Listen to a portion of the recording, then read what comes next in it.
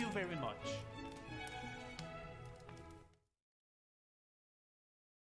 Hello, everybody. Welcome to the stream.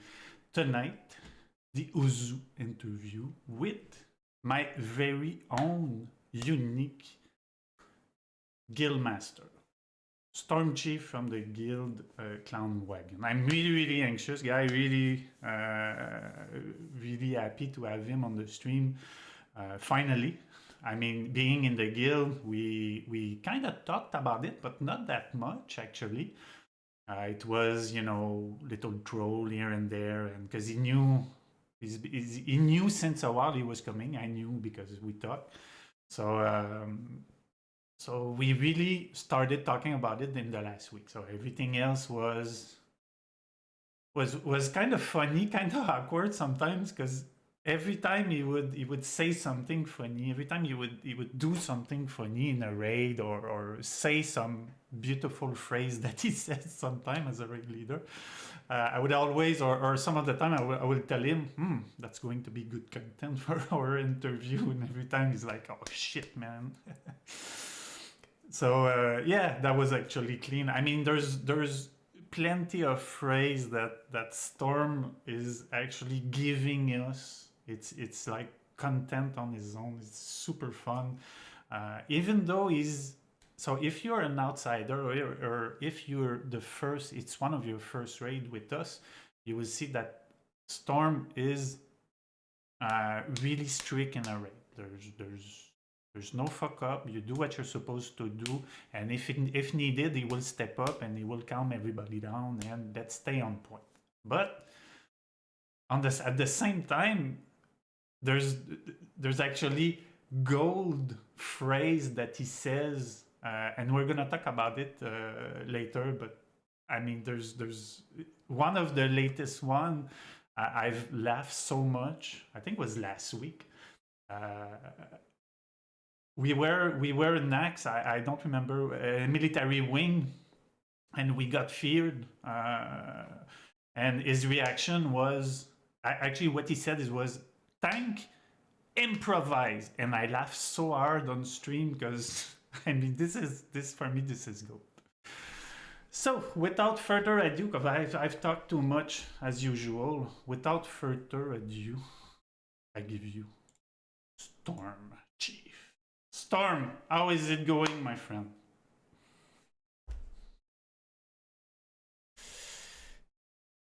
It's an honor to have you here. I'm really excited. Let me just start the World of Warcraft. Hey, are you muted for real? You are. Holy shit, scuff streamer as always. Storm, do we hear you? Do we have Storm on the line? Mic check 1 2. Can you hear me? There we go. We have him. We have him. Finally. Well, it's an honor to be here, Zuma. Thanks for having me. Really happy to have you here. Turn him up. God damn it. Guys, he's already... okay, I'm gonna turn him up. Let's do another test, because it looks like chat is demanding tonight. Do a mic test, 1 2. Hello? Can you hear me? Is this fine? Put you up, because you have like a soft voice. That's true. Yeah, I know this mic isn't really that good either. Is it the mic, or it's actually all the bear on the server? Softy is the same. He has a soft voice. Like you want to sleep when you watch him, and when you It hear might be a him. common thing. I guess we bears have something in common then. Okay, so I think it's good now. Chat, let me know. Let me know if you don't hear him, but I've put him all the way up. So, without further ado, let's talk a little bit about you. Tell us, what is your history with World of Warcraft?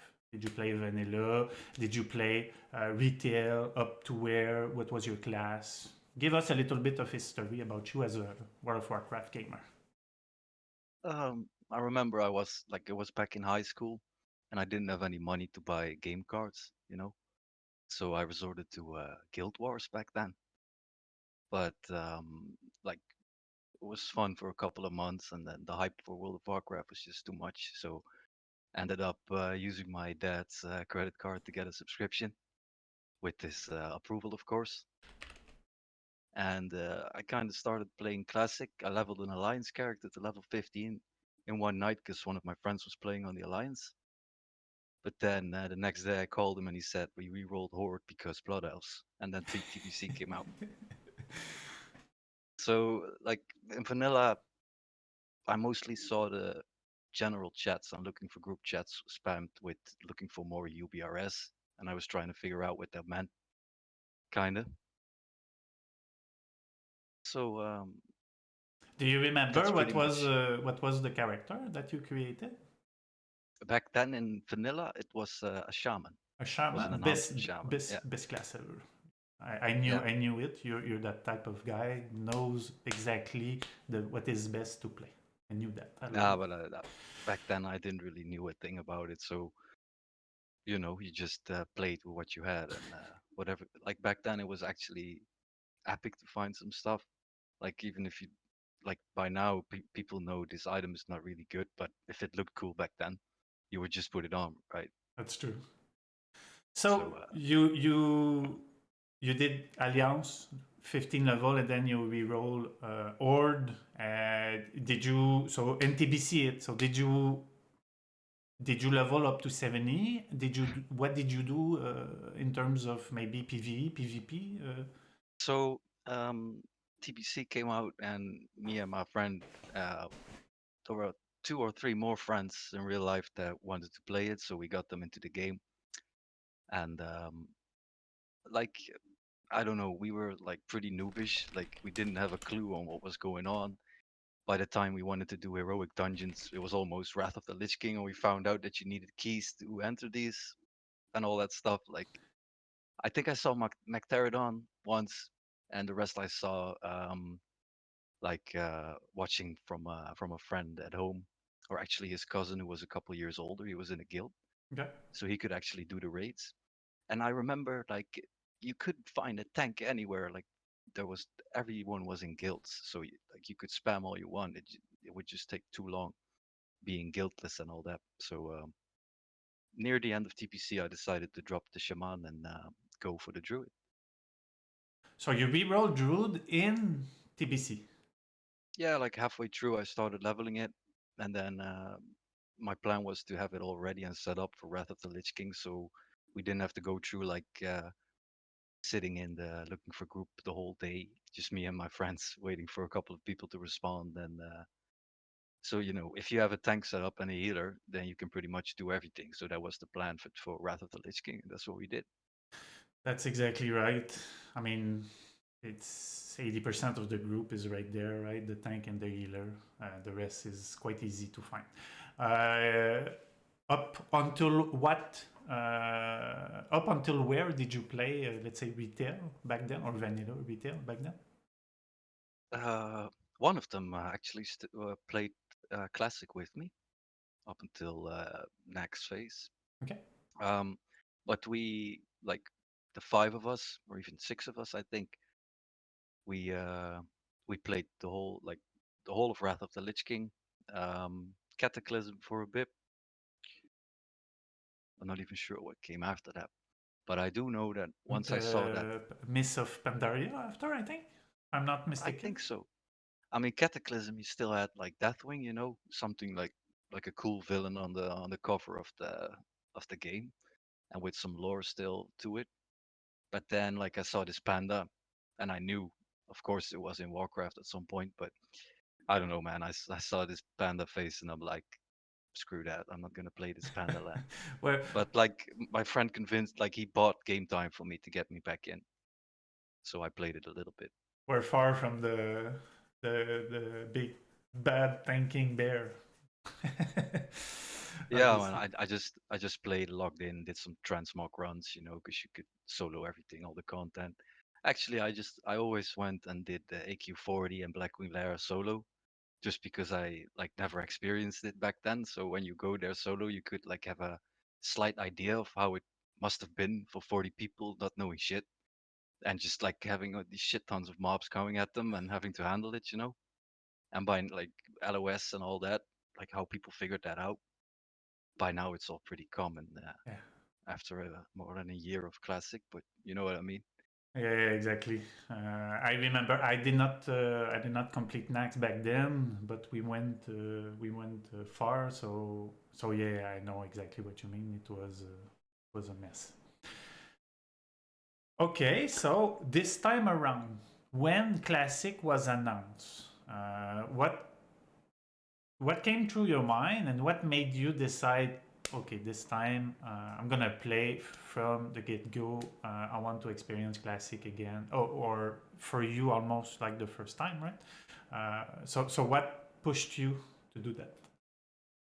Well, by the time when that dude said like you think you do what you don't, then like all of my friends gave up kind of like, oh, we're never gonna see that again, so we're gonna have to check out a private server at some point if we want to.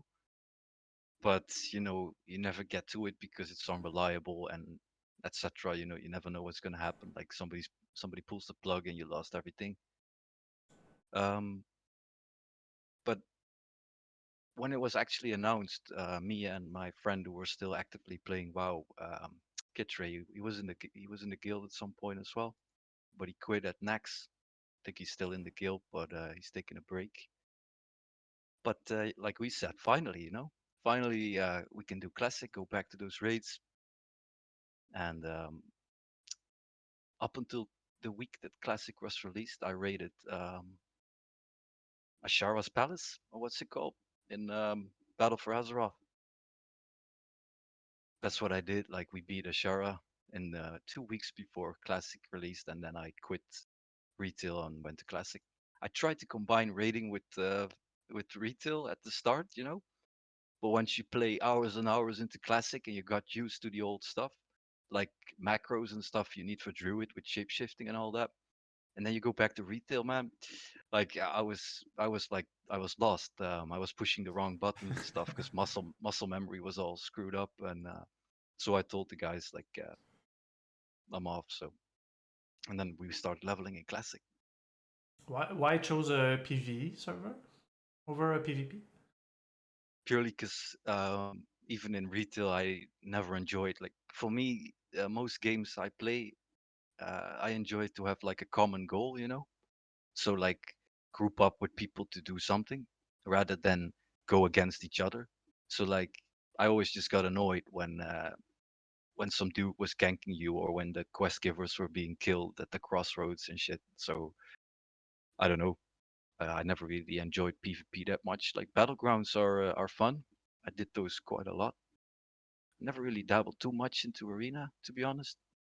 But I don't know. It's just a personal preference. Like say you want to go and level a character like at whatever time, you don't have to worry about some dude following you and ganking you for a living. Yeah. I mean, the tranquility, the ease of mind sure does it. PVE, that's what PVE brings you, right? Yeah. Okay, so now you create your character on Mirage-Raceway.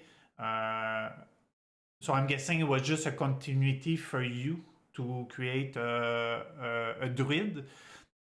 Were you thinking Feral from the get-go? This was what you wanted to do from the beginning, or did you do different phase? Well, like weeks before it was released, I was like Googling all the time and trying to find out stuff from private servers, because I knew this was going to be a lot different. And the stigmas that are everywhere about druids not being viable. But I always had this a couple guides, you know, close that said that it was viable. So I was going in like I'm gonna start with feral, like bear tanking or kitty maybe. And if it's just not viable for whatever reason, then I'm just gonna go resto. I don't care. But I was gonna play druid anyway, and I knew from the start that uh, it involved a couple of extra farms like pummeler stuff and all that. But So like when the manual crowd pulmonar chat, we see it. I don't know if you if you see the Twitch, but there's a few things showing on my stream right now that I think is was funny to put. Oh Manual man, crowd pummeler is one of them. We'll talk about fucking carrots. we'll talk about the Pardon my carrot. language. No, it's okay. It's an 18 plus stream, so there's no problem. We'll talk about the carrot later. Of course, we cannot not talk about it. But manual crowd Hmm. pummeler, we had a druid once. Dollar was here, but we did not talk about this part. Can you explain why the manual crowd pummeler? What is it? What does it do for druid? Where do you get it, and what it involves you to do every fucking week to get this? Well, um, it's an item that gives you 50% speed for 20 seconds. 20, I believe, or 30. I think it's 20. Anyway, and it's got 3 charges on it, and it's better than RTS. So like, there you have it. You just need it, you know. If What? you if you want to play a feral in classic and you're not farming pummelers, then you might as well just, I don't know, just auto attack, kinda.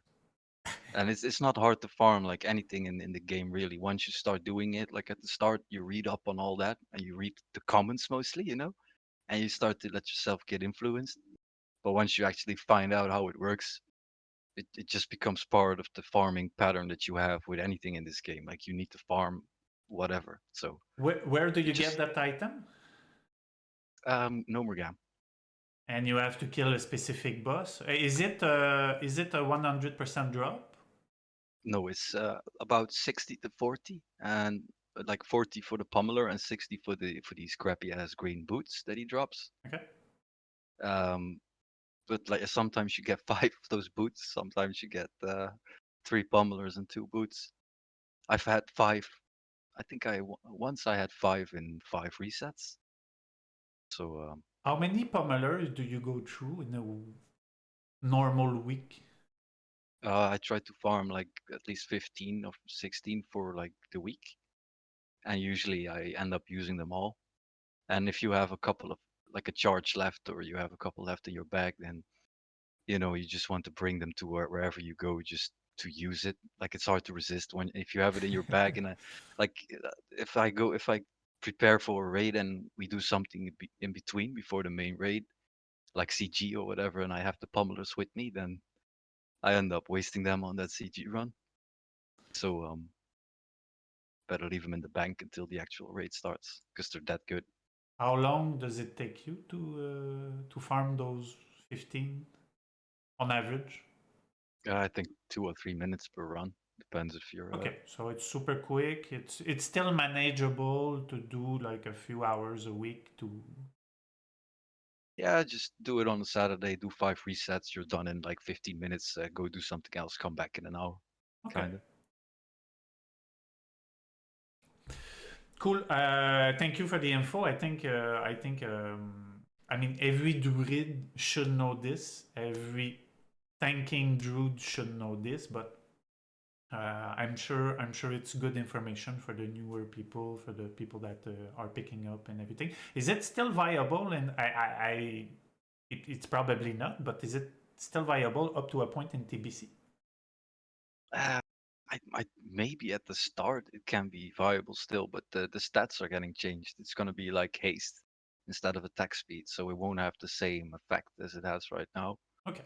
Plus, we get an extra button to push in TBC, so it's not just maul that you spam. Because basically you just want to get as many mauls as you can in classic. Yeah, one So one button class. Yeah, I know that. Shaman are a little bit the same. Okay. Well, like I said, thanks for the info. It's super great. Super tips and trick, guys. Tips and trick. Let's talk about your leveling. So when did you create your character? Was it early on at the opening of Classic or the opening of the server? yeah, man, it was midnight, and me and my friend Kitri, we decided to start together and like keep the same quest log for the entire playthrough. And that's what we did. Like we started out and we didn't sleep for 2 days straight. Um, then we said like, let's take a little break, slept for 6 hours and continue for another day.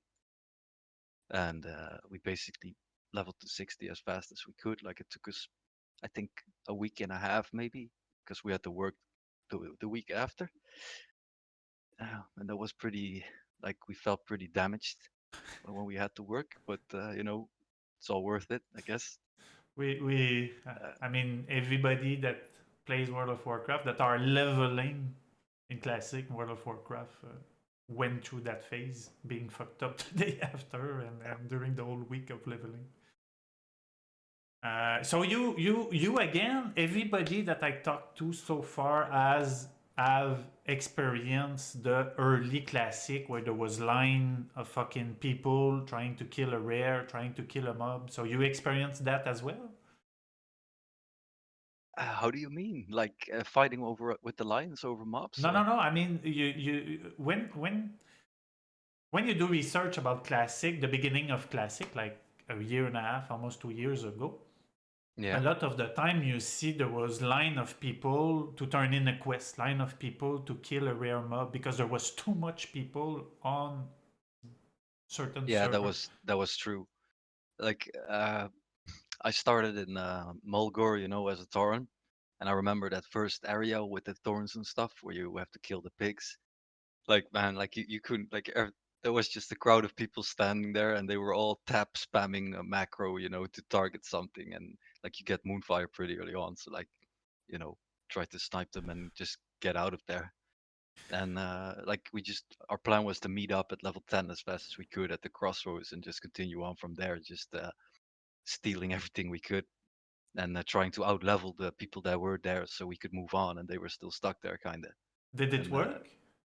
well, like I didn't have any stops or anything. Like there were a couple moments at like the first hours, when there were actually people, like you said, they were setting up lines and trying to manage it, like go to the back of the line if you want to kill this boar. Like, nah, we're just gonna skip this quest. Or I was just waiting in the back, put a moonfire on it, and me and Kitre ran off, kinda.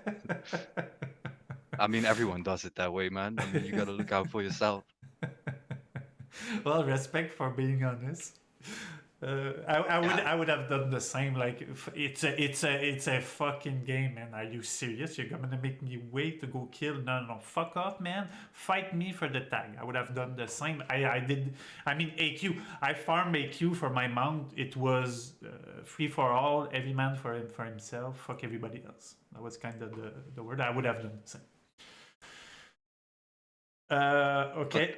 Yeah. so like if you want, I can just like go on about this. Like any question you ask me, I could talk for hours if you're not careful. So just Uh, tell me yeah. when it's too much. Yeah. Yeah. No. Don't worry. Okay, so you leveled with your friends. I'm guessing up to 60. Yeah. Uh, Now there's every other guild that we had so far are OG guild. They've been there since the beginning, or it was the only guild that the GM beside Popcoin, but Popcoin was in Dark Reign from the beginning. For you, it's a bit the path is a bit different in the sense that Clown Wagon actually was created towards the end of BWL. So let's talk about, let's say, the first guild you join, because I think everything is linked together because a lot of you guys follow each other from one guild to the other and to create Clown Wagon. So let's start with the first guild that you actually joined. Um.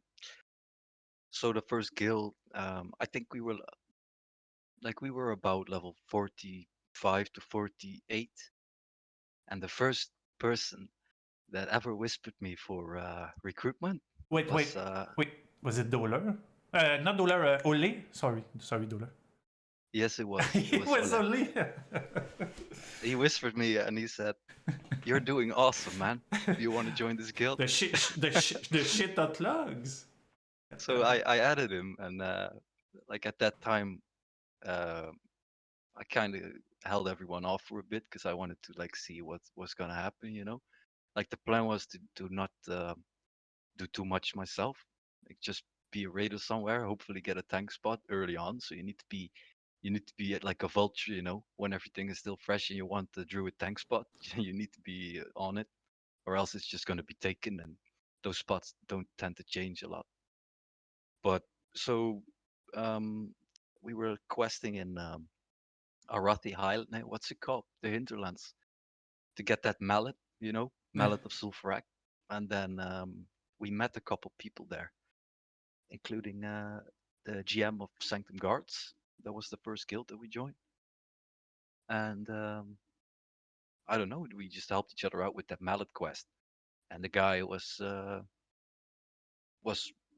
nice dude, and he asked us like, "Hey, this is my guild. Do you want to join?" And back then it felt alright, like yeah, let's just do it and see what it turns out to be. And we joined Sanctum Guards, me and Kid Trey back then. Oh, you joined? And Keep- yeah, I'll just once we've joined, everyone was still leveling, but the goal was to get to level 60 as soon as we could. Like we were one of the first, including the GM. And then like in the next couple of weeks, lots of more people join, like daily almost. Like you see that rarely nowadays, but people were just flowing in. But the income, the people that were going out was basically as much as that were coming in. Everyone is looking around and checking what guild fits them the best. And I think the main reason that triggered me to like say, sure, let's join this guild, is because he sent me a document with a couple of guidelines and like just a few policies, like very minimum, but just something that actually said something about this is how we manage this, like this is how we do it, and this is how we do loot. Like I couldn't find that anywhere back then, like. And because he shared it with me, like I thought, okay, so this must be one of those guys that is very ambitious about it. So then it feels like a good guild to start off with, at least. And but once we were in the guild, like only a couple days later or a week later, the whole officer team that came to retail to classic with the GM at that time, they all burned out, or they just quit because they realized after farming a couple of mats for like hours. I think it was because a mage, he needed to craft the rope, the pattern that was Biz back then. Like just like priests have their own rope they could craft in phase one. He was farming the mats for it, and once he got them all, he went to sleep. He woke up and he said, "I woke up and I just had like a vision or something. I'm gonna quit." So so then the GM asked me and Kit Ray, "Do you guys want to be officers?" And I was like, "Here we go again." Like this is not what I signed up for really, but you just do it because it's a sign of trust, and I like really respect that. So I said, sure, man, just s- tell me what to do, and I'll do it. But I've never done it in this type of like environment before, so you're gonna have to help me, man. And that's how we kind of got into the first guild. Like we were raiders. Like we didn't even do our first raid, and we were already an officer.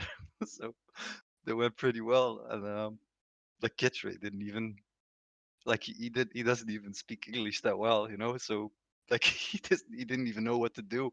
He just carried the title, kind of. And it was pretty funny to us both how that went. But that's there's one thing that you said was it's a sign of of respect. It's a sign of trust. I think it's right.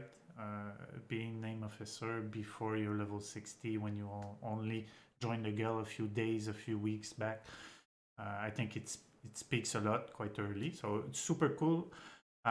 So guessing you and Trey, you guys level to 60. You raided MC with Sanctum Guard. Did you? yeah, we did. Okay. Not sure if we did it like, that wasn't the first week. It was just out, and the news came in pretty soon that apes cleared it with like rolling their heads on the keyboards, kind of, and with low level gear and whatever. And when I read that, I was like, really? Like, is that how it's gonna be? I think I heard that in more interviews. More people were surprised by that. Like, okay, this is a wake up call. It's not gonna be the classic experience as you thought it would be. Like just a quick thing in between. Like when somebody joined our guild, I think it was Nizrai, when we took him to MC for the first time, he was expecting to wipe on the first two golems because that was his experience back then. Like it took them like an hour to figure out how to kill those golems. Like, not literally an hour, but that was just way different. And when you look back at videos, you see mages spam arcane missiles and stuff. And It's true. but anyway, we did start with MC with Sanctum Guards, and the GM was also the raid leader, and he was the main tank, and he had everything figured out, man. Like we just followed him. Everyone just followed him. Like he was confident. He knew what to say. He was pretty diplomatic as well. And well, I mean, he had MC pretty much figured out. So our first night, we killed up until what's his name? Like we killed at least 5 or 6 bosses, and leaving the last few for the next day. Okay. Not sure what our schedule was back then. We didn't kill a Ragnaros in the first reset. I think we did kill him in the second one though. And I mean, it wasn't what I expected. Like if you Google like vanilla Ragnaros kill, you usually see this video with the guy ending it with a frost shock after battle after doing reincarnation. So like Ragnaros is almost dead. He does reincarnate and finishes it off with a frost shock. Like that's not how it went. Like it just went down pretty easy. No real issues. No last minute stress D- stuff or do you remember if there was a submerge or not? I think we actually had a submerge, but like we had people set up, including myself, to just everybody go across the lava, go to the central spot, and do an AOE taunt or whatever. Okay. And we actually had like some pretty good players back in the guild that are now like some of them went to Consang at a later point. Like when you think back on it, we actually had a very solid team of players. Like if you look up their names now, most of them are in like in Consang actually, and a couple went to Spire uh, and some other places I think. But like I'm just when you think back of it, it was a pretty solid team of people in my opinion. So there was no real carrying going on. I think that, of course there were a group of people that were actually like completely new to the game, Okay. and you could tell. But in general, everybody knew what to do. Like I remember, there were a couple of people that were really dedicated from the start. That were popping flask the very first raid, and I also remember that at the start nobody really bothered that much with world buffs yet. Like Yeah. not sure if probably the guilds that came from private service, they already had a clue of like how it was going to turn out. So I guess they were more into that. But from what I remember, nobody really bothered to get much buffs for MC. Like sometimes you knew, and the communication wasn't really there back then. Like sometimes you just knew, like somebody announced that there's going to be an Anixia tonight, but the server Discord as we have it now, like not even close, man. Now stuff is so organized. When I need a buff, I just look up the time because people are so like gentle to organize it nowadays and communicate all that stuff. When's Ren is still something that can be discussed, but Yeah, yes. but rent will always be rent. It's 6 seconds before it pops, and then yeah, But yeah, I agree with you. I mean, back then you were an Ogrimmar, get the buff. Yeah, you were not there. I mean, there was nothing as organized as it is today, and thank God, actually, it is organized today. And even the yeah. reset. I mean, I don't fucking remember anyone resetting any buff back then. Onyxia. Uh, I mean, that was not a thing, or uh, I mean, not as it is today. I was pretty surprised that it was a thing. Horde like cooperating with Alliance, and on the Discord you would see an Alliance saying, "Hey, you need a reset," and then the Horde like standing around it, trying to fend off the noobs that were ready to spam their Nature Swiftness Chain Lightning on the priest when it was trying to mind control. Yeah, of course. I play if back then. Well, I wasn't on a PvP server, so back then having I was Alliance, so having a horde player in Stormwind was a no-no. I mean, the person could not enter without getting gank. Sure. So, so yeah, I agree with you. There's one thing you said. So you said you had new players their first time in MC. Was it your case? Was it your first time clearing MC? Like actual MC, how it is, how it was back in the day, going through it from start to finish. I never did that back in the day. Like I only did it from level 70 in TBC. And even then you needed a group of 20 to 25 people, I think. And it still felt epic in TBC.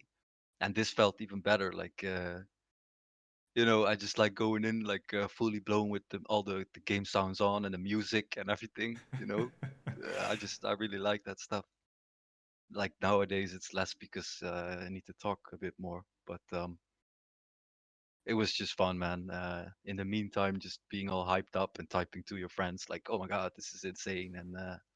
And now you do it and you just charge through the whole thing and you're like, "Hurry up, it's taking too long. Come on, Yeah, let's go." yeah. Today It's, is not. It's not the same thing, of course. it was pretty fun. Like the GM back then, he did make it feel like an accomplishment. Like he was very, like as I said, he was very diplomatic and he knew what to say. He always had good announcements, in my opinion, for the guild morale. So like he took pictures of the kill and put word art font in it on purpose to make it look like 2004 or whatever, you know. So Nice. I really liked that time, man. It was it was a perfect start. Like couldn't have had a better start for this the whole classic thing. Um, because like the people in Sanctum Guards, man, they were so nice and fun to play with. So it's much more than a game after a couple of weeks of playing together with the same Of course. people and starting to use Discord for the first time. Like I never used that stuff. Like we used TeamSpeak back in the day. Now I feel old for some reason. But man, like I installed Discord and I was trying to figure everything out. And well, with vanilla, I never interacted this much with people playing games online. Usually it's always been text. In Wrath of the Lich King, we were typing out tactics in front of every boss, and now it's just more like you come online and you join like a group of friends, and you're just doing a hobby kind of. And because it's World of Warcraft, it's not like, "Ah, I'm gonna do this for 5 minutes right before I go to whatever." Like you actually have to commit, sit down, and everybody who plays the game long enough knows what it's about. So You you know, you can I mean, you can't play this game for only 5 minutes. I mean, it's impossible. Unless you want to buy something off the auction house because reason. Otherwise, you're not playing this game for 5 minutes. nah. So like it really makes it a lot more than a game. Especially like if you look at the communities that are attached to it, yeah, it's much more than that. Okay, so after experiencing that first, you said something though that intrigues me. You killed Ragnaros on the first week. You did not kill it on the second week. What happened? No, I meant like we did not kill it on the first week, Ah, okay, and I think we killed it on the second one, but I'm not sure. It could even be the third, but I okay, we got it pretty early on. okay. And back in like phase one, I remember Sanctum Guards actually got a 1 hour and 10-minute clear on MC at some point, and we were at that stage, like I don't know, at least in the top three. And you know, back in the day, that was something to be pretty proud of because nobody was really going for that. I think no guild was really going for that. So you just had a good run that night. But because you had a ranking, you saw the name up there, and it makes you feel something, because you're part of it. Of course, it's yeah. I completely agree with you. Speedrunning, having your name top 10, top 5, top 3, whatever the top is, up there on Warcraft logs, it really like you said, it means something. You see it and you're kind of proud of what you accomplish. Yeah, man. So did you finish? Did you actually raid all of? I think it was a phase three, if I'm not mistaken. MC. Did you phase two, phase three? Did you raid the whole of MC with Sanctum Guard? Yeah, we didn't stop. Like there was no stop except Christmas. So when was Vanilla released? Classic August, I think, 2019. So up until Christmas, we just raided MC until we had a Christmas break and New Year and all that. And then BWL was announced. It was going to drop in February. So we just raided MC up until the very last week, and we didn't stop. Most of us had most of their gear. It was pretty looking good. Tanks were geared up. We had a solid group of healers. But I think we thought we were more prepared than we actually were once BWL hits, because that's where the fun kind of ended. And you know it since the first moment. You already know the inevitable outcome. But So how did you? What did you prepare? You're talking about, things were prepared. Pretty much everybody was prepared. What was the preparation made? What did you guys do as a guild? You were officer, so what was the preparation for BWL? oh, there wasn't much preparation, to be honest. Like I have to think like really far back right now, because we had a pretty large officer team that put in work to like discuss things and all that. Um, but there wasn't like as extensive as most people do it now, like what they've learned along the way, um, including myself and a lot of other people. I think like coming up with sheets and all that. Like we had pretty extensive Excel sheets back then. Like we had a guy, Filefinger, in the guild who quit unfortunately, but he set up a very nice like document for attendance and all that. And we were trying to micromanage all that stuff, and it was taking so much time, like every week and every raid. And in the end, it didn't really make much sense. Like if you look at it back now, like you just hold on to stuff that you got. But in terms of preparation, I think it was more of a realization for everyone in the guild, because BWL made us realize that made people read the vision of the guild again, and they figured that it doesn't say that we are attempting to be any like better than anyone. It doesn't say we want to be competitive or something. It says we're going to be semi-casual, and like it was a realization for everyone that because the foundation of the guild was made with, we are not going in like that. We're not. You don't have to expect to go hard in raids or anything. And because that was the foundation in MC, you don't notice it because there's nothing to go hard on. Like it's just pretty much tank and spank, and then BWL happens, and you have one boss that requires like an extra tank on another side, and shit hits the fan. Like just because people have to do like get personal responsibilities, And in MC, it was just the GM carrying us through everything, and then everyone had to think for themselves. And like I said, most people actually could, because they were good, like they were naturals. Um, but we found out that like I think even more than half of the guild was more casual oriented, and we would never like when subjects were brought up about having an extra raid day for more progress, because people wanted that. Um, that wasn't the way we were gonna go in the guild, and that put a lot of people down, like including myself a little bit. But I was just trying to hold on to what we had back then. So it's more of a like either you make a decision and you move on, or you try to change the way things are going in the guild right now. But when that takes too long, you know, in the end, then it's going to be a game, and people are just going to do what they want. Yeah, You know, yeah. it's not going to be worth the effort anymore. So we did BWL, and everyone was hyped as shit. And Did you went? Took Did you went at midnight at the release? Because if I'm not mistaken, the no, release was at midnight, right? For BWL. no, we didn't Okay. go in at midnight. Okay. Like it was like that was never gonna happen the way the guild was set up, Okay. and the GM at that time wouldn't hear any of that. Later on, I think he went a little bit more like um, competitive himself, but at the start, that stuff just wasn't gonna happen. Which I respected. I mean, it was his thing, and I was still very much I don't know, some unfounded thankfulness for him trusting me so much at the start and all that. So I don't know, maybe I had some pink glasses on, if you know what I mean. Uh, but we went into BWL, and the first boss we wiped on that the first time because we tried the four tank strategy. So in each corner, and one of the corners would get overrun and we would wipe.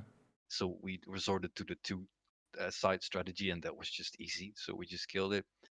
Failstress, we one shot it on the first night. I think I can remember. So with no And with no world buff, nothing. If you wipe on.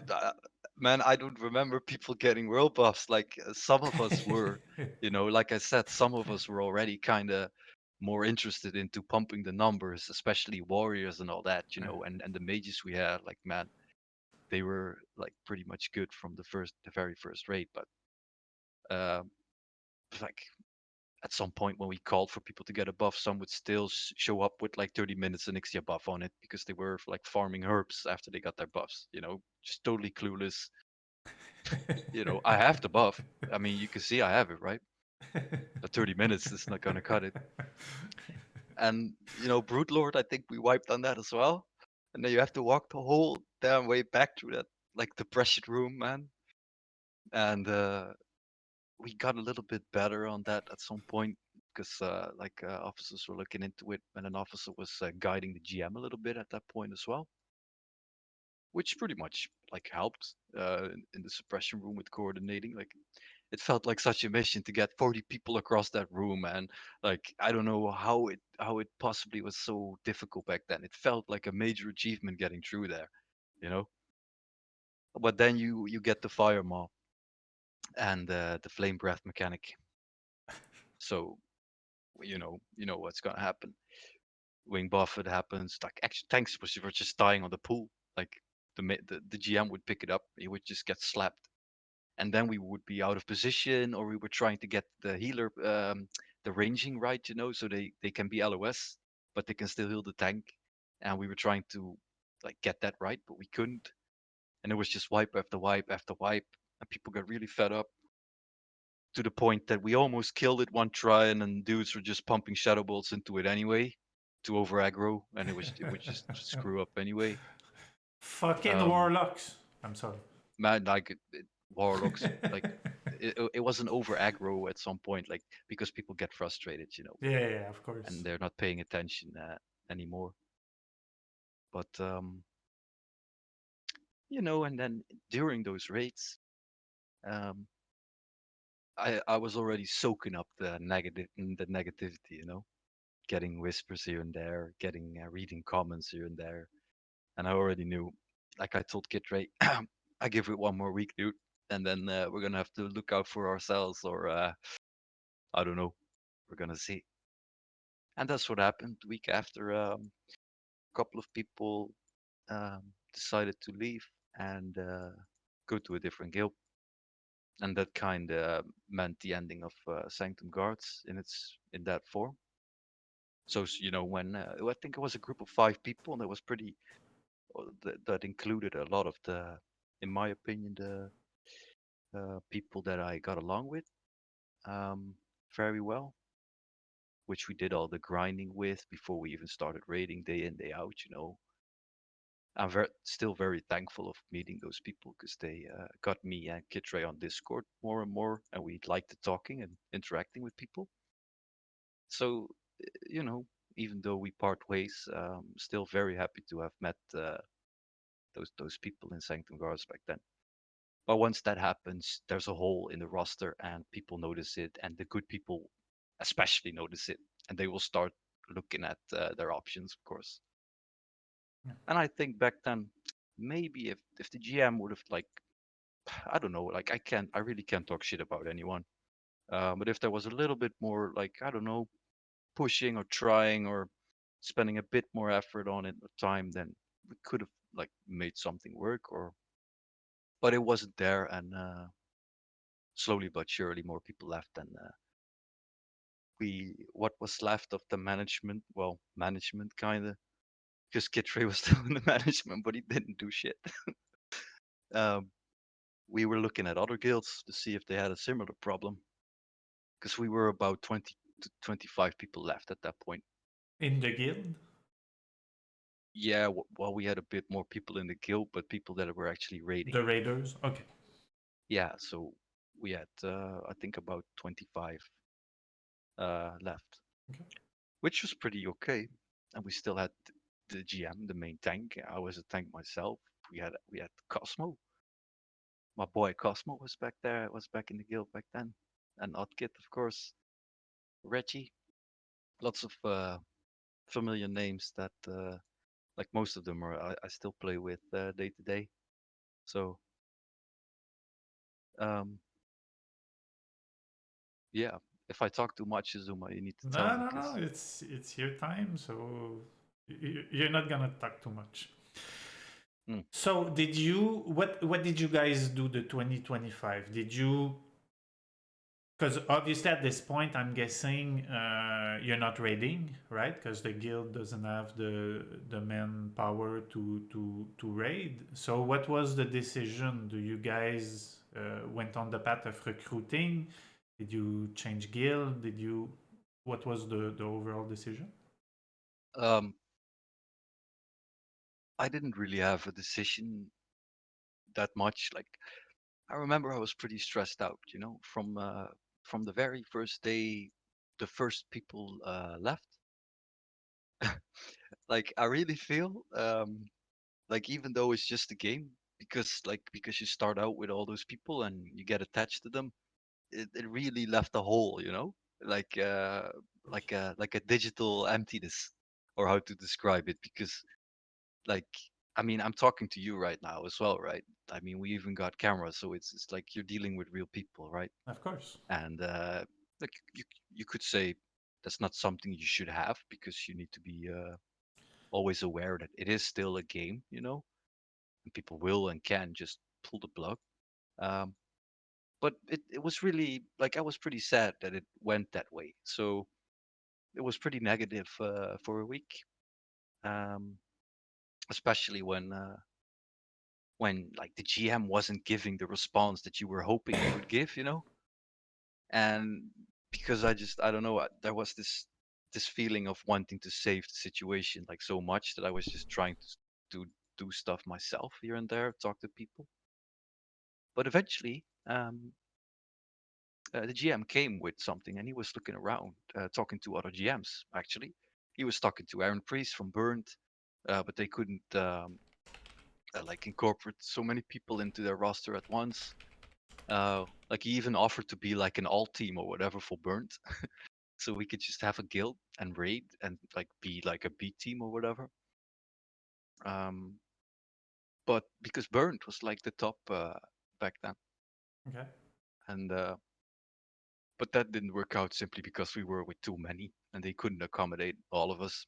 And you know how that goes. People will leave again and find other guilds.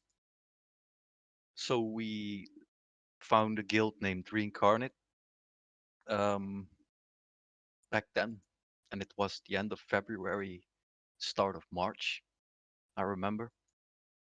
And So this was with the 2025 people raiders left, or yeah, there were okay, about 25, I think 25 raiders left.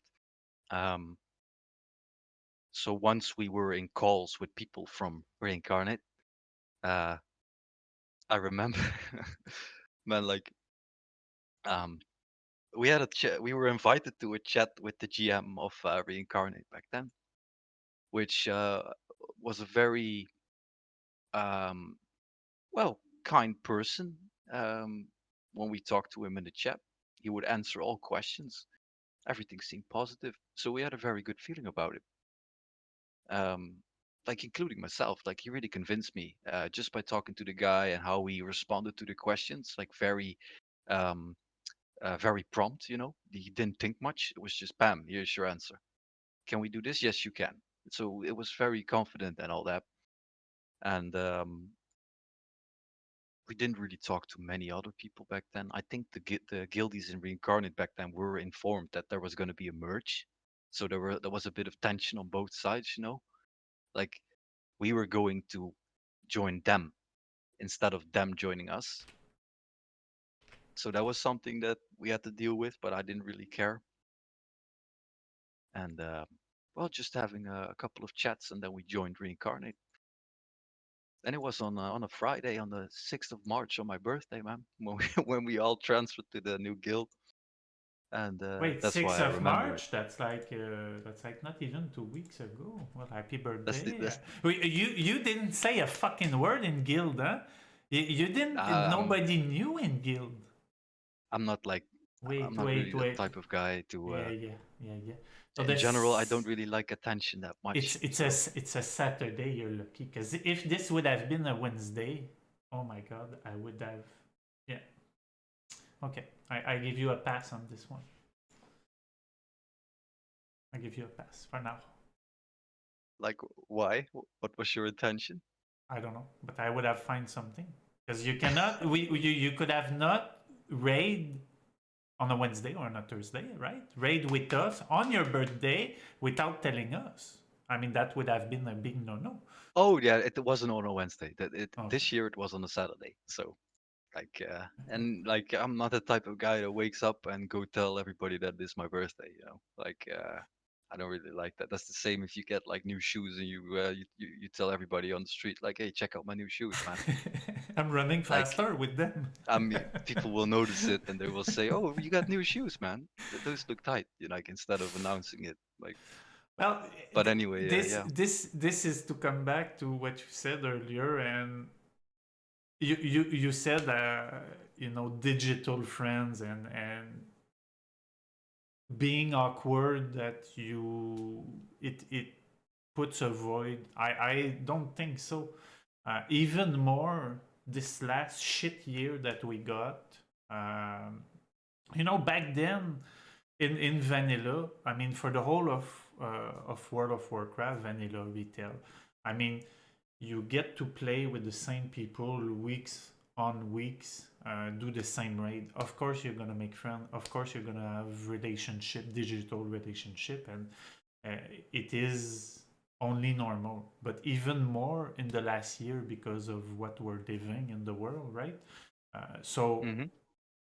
I do feel I've changed guild. This Clown Wagon's actually my third guild, and every time I left a guild, the last two time, actually both guild they disbanded, but every time it creates a void, if I can say. I hope you don't have a pattern going on here, isn't I there? hope so. I hope so. But I totally agree with you. Totally in line with what you said. You get to know people. You get to make friends with people in your guild, and that's what we play this game for: is to have fun in a game, to raid, to have fun, to meet people, to have fun with those people, and so on. So nothing awkward in my Definitely. eyes, and I'm pretty sure everybody that plays World of Warcraft thinks the same deep down. Yeah, definitely. It's a large part of it. Of course. So, you joined. Yeah, Firin, only you has no friend. I'm sorry. Sorry, I had to talk to chat. Chat is like this Oh, sometimes. that's fine. That's all right. I'm trying to read some of it myself. So, you guys joined Reincarnate. So, this was during BWL? Yeah. So we didn't clear BWL. We were pretty sad about it. The last week of Sanctum Guards, we actually killed the bosses that were just, like stopping us. But that that wasn't enough. It was already done and set. So we were we were at Chromagus. That's how far we got, I think. Or actually, like the last one of the drakes. Not entirely sure. either the last of the Drakes or it was Chromagus. Okay. So that's how far we got. Um, and we joined Reincarnate, and they had different rating days. Like no problem for me. Like I have the luxury, like I can adjust my work schedule and stuff, so it doesn't really matter that much for me. Um, so we were raiding on a Friday and on a Sunday, I believe. Not entirely sure what it was. Um, but we cleared it on the first night, man, without any issue. Like it just felt like so smooth, like we were getting carried. Like I could tank right away from the start. They put me in tank position, so I was like happy. Even though if we didn't kill everything, I mean, you know, we're gonna get it down eventually. And like I don't know, the first raid, I was amazed. Like, man, how is this possible? Like we were struggling for so long, and this guild just gets it down like 1.5 hour, just like that, like easy, just normal pace. Not even like that much of strategies. And then I have to say, I think we had like Chromagus, we didn't have time lapse. I think because we had the easy one that run. Okay. Because if I think we had time lapse in that week, it wouldn't be like a clear because we had quite some troubles with that later on. So the first week was like a miracle. Like, hey, we joined this guild and we killed BWL, man. Very nice. So it could only go better from there, right? But that wasn't really the case. Like it wasn't bad. I was having fun. I started to get to know more people. There were also a lot of people on the Discord there all the time. Um, but it became less and less. Like every week that I was in the guild, like for some reason I just saw less and less people on the Discord. And at some point it was just me and the GM and some other dude like talking like, yeah, Where's how are you everybody? doing? What the Like, fuck is happening? yeah, but I didn't really know what was going on. And at some point, the GM at the time um, liked to like organize guild meetings, like have everyone in the same call. Um, and the way it was announced was already in a manner with like a lot of exclamation marks and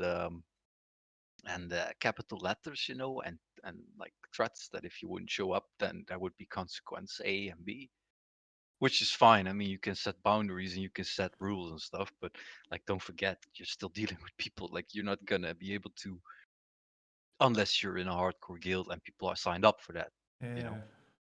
So, but then once people finally were in the call, instead of trying to like keep it balanced and keep harmony, he would call out people and set them up against each other at some point, and people started to fight in the middle of the meeting, and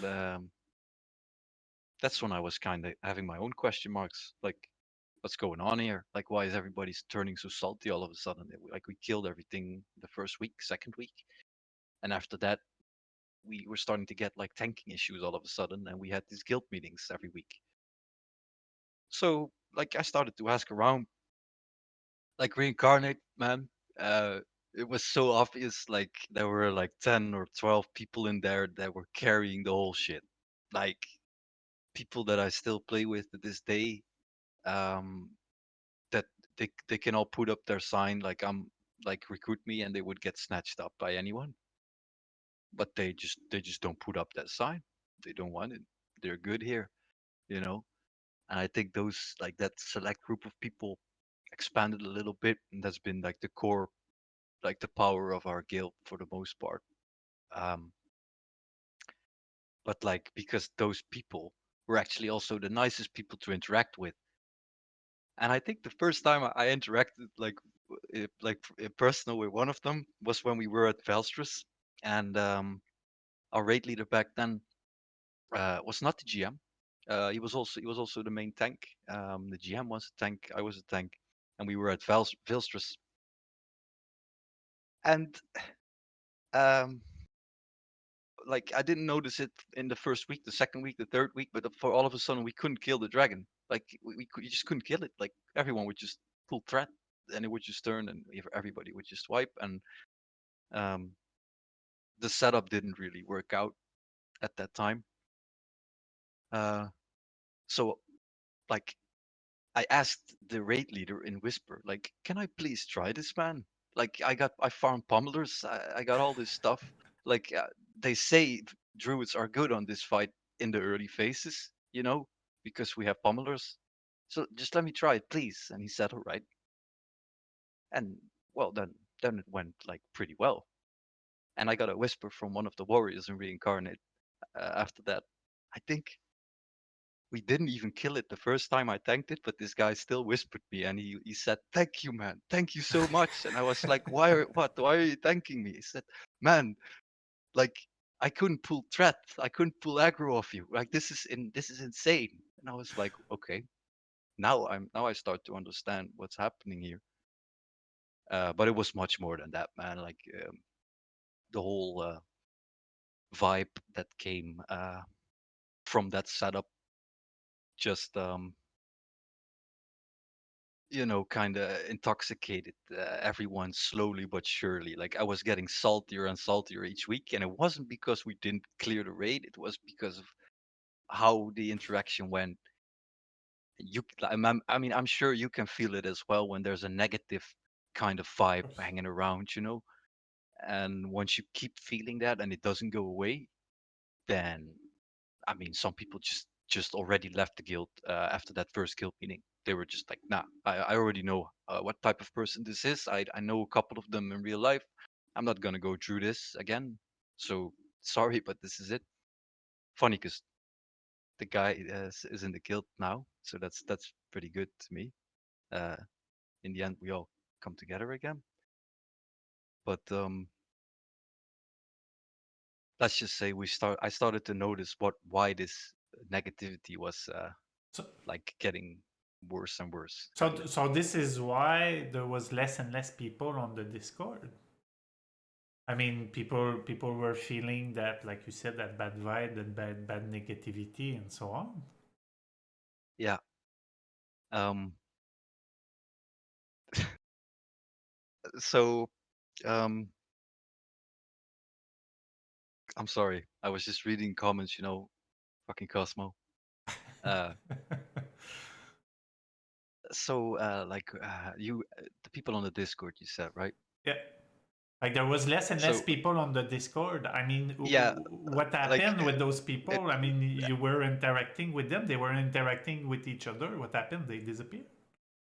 everyone was in the call until the meeting ended, and then like everybody just fled the Discord. Like it was a barren wasteland, and even the people that I knew were like online late all the time. Like I knew they were playing, but they were never in the Discord anymore. So at some point, I just whispered one of them, and like it was one of those 10 to 12 people that I knew, like were like carrying the whole stuff, basically.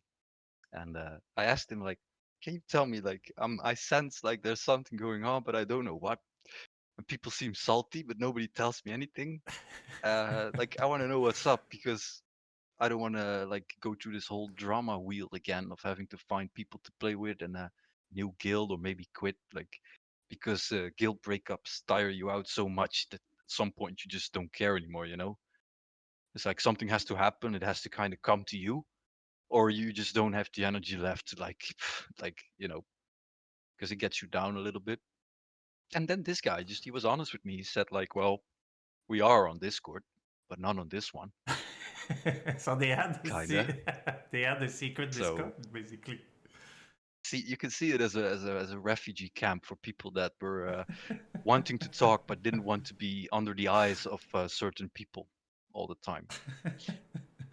A refugee camp. That's beautiful. And yeah, so um, anyway, without going too much into like negative stuff, because everything turned out pretty well. It had to go how it had to go.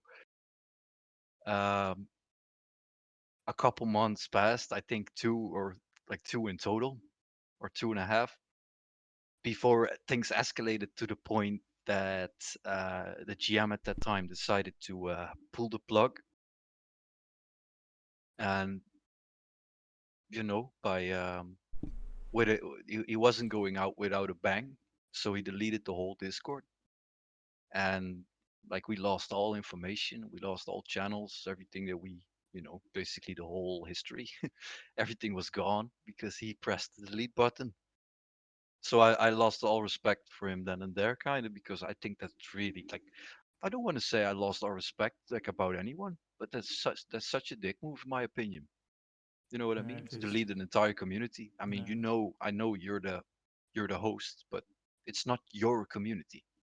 You know, you're the It's GM. Like you hold that title, but it's not yours. Like, it's a but still, yeah. I know what you mean. that's how it felt to me personally. So I didn't really take that lightly. But luckily, we already had people ready to like duplicate the whole thing, and they had it set up overnight.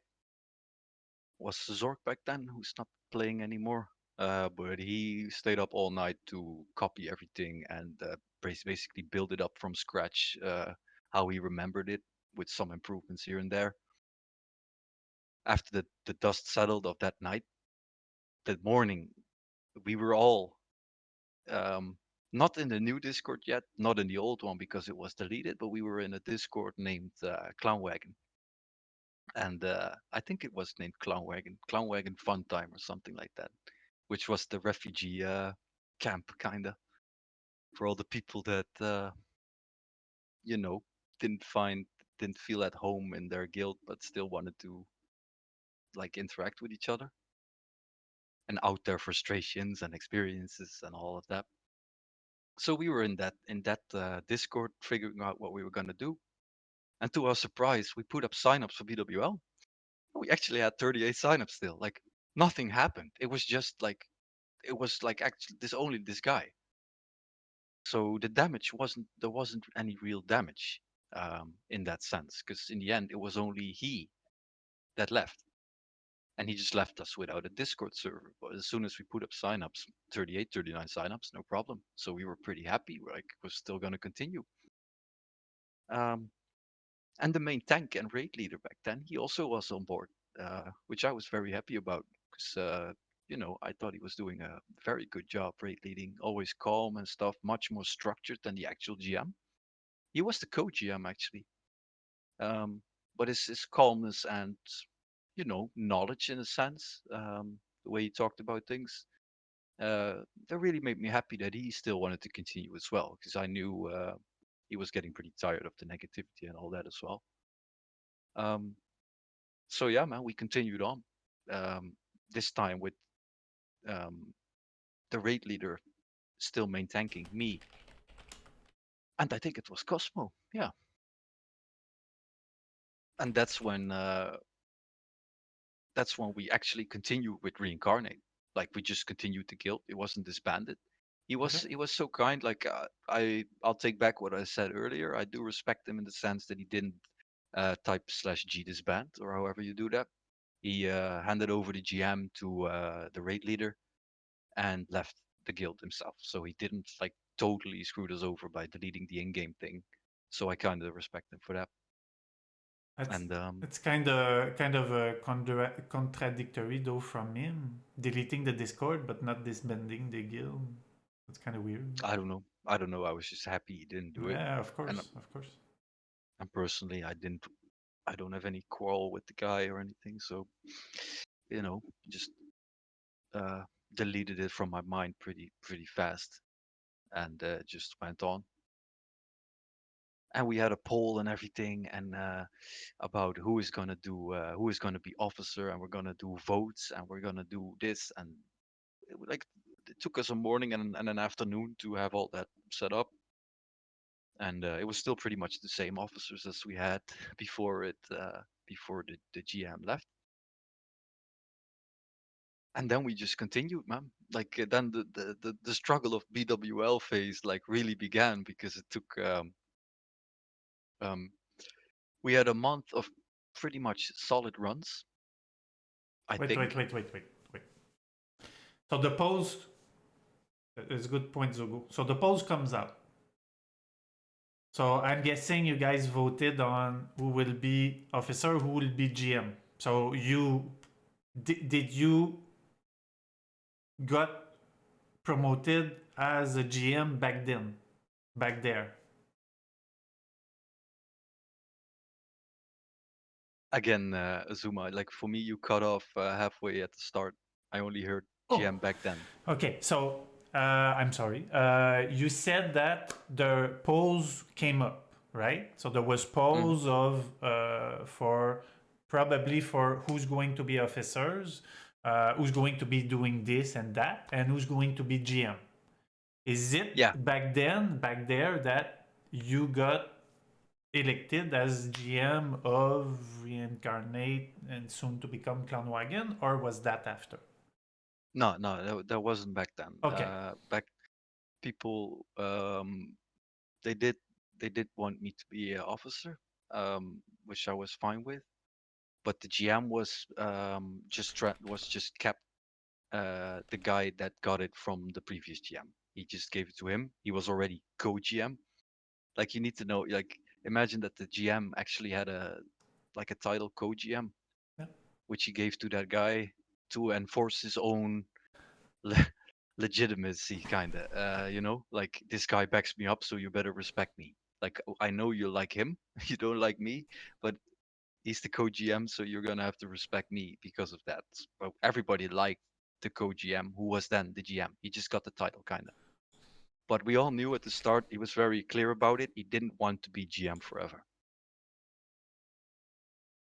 Okay. But he did a great job in my opinion. I was happy it was him because, like what I said before, calm guy, seemed solid in the game and all that. Okay. So so everything happened in, let's say, a small time frame, a small time window, right? From Sanctum Guard in BWL to Reincarnate in WL, going good on the first week, second week doing somewhat good, and then it's downfall from there.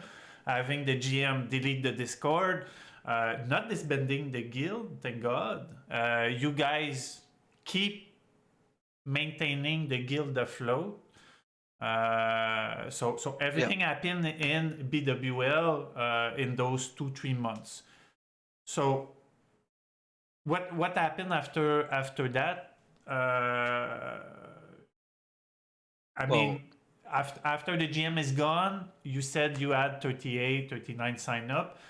How long this lasted? this lasted for a whole month, kinda.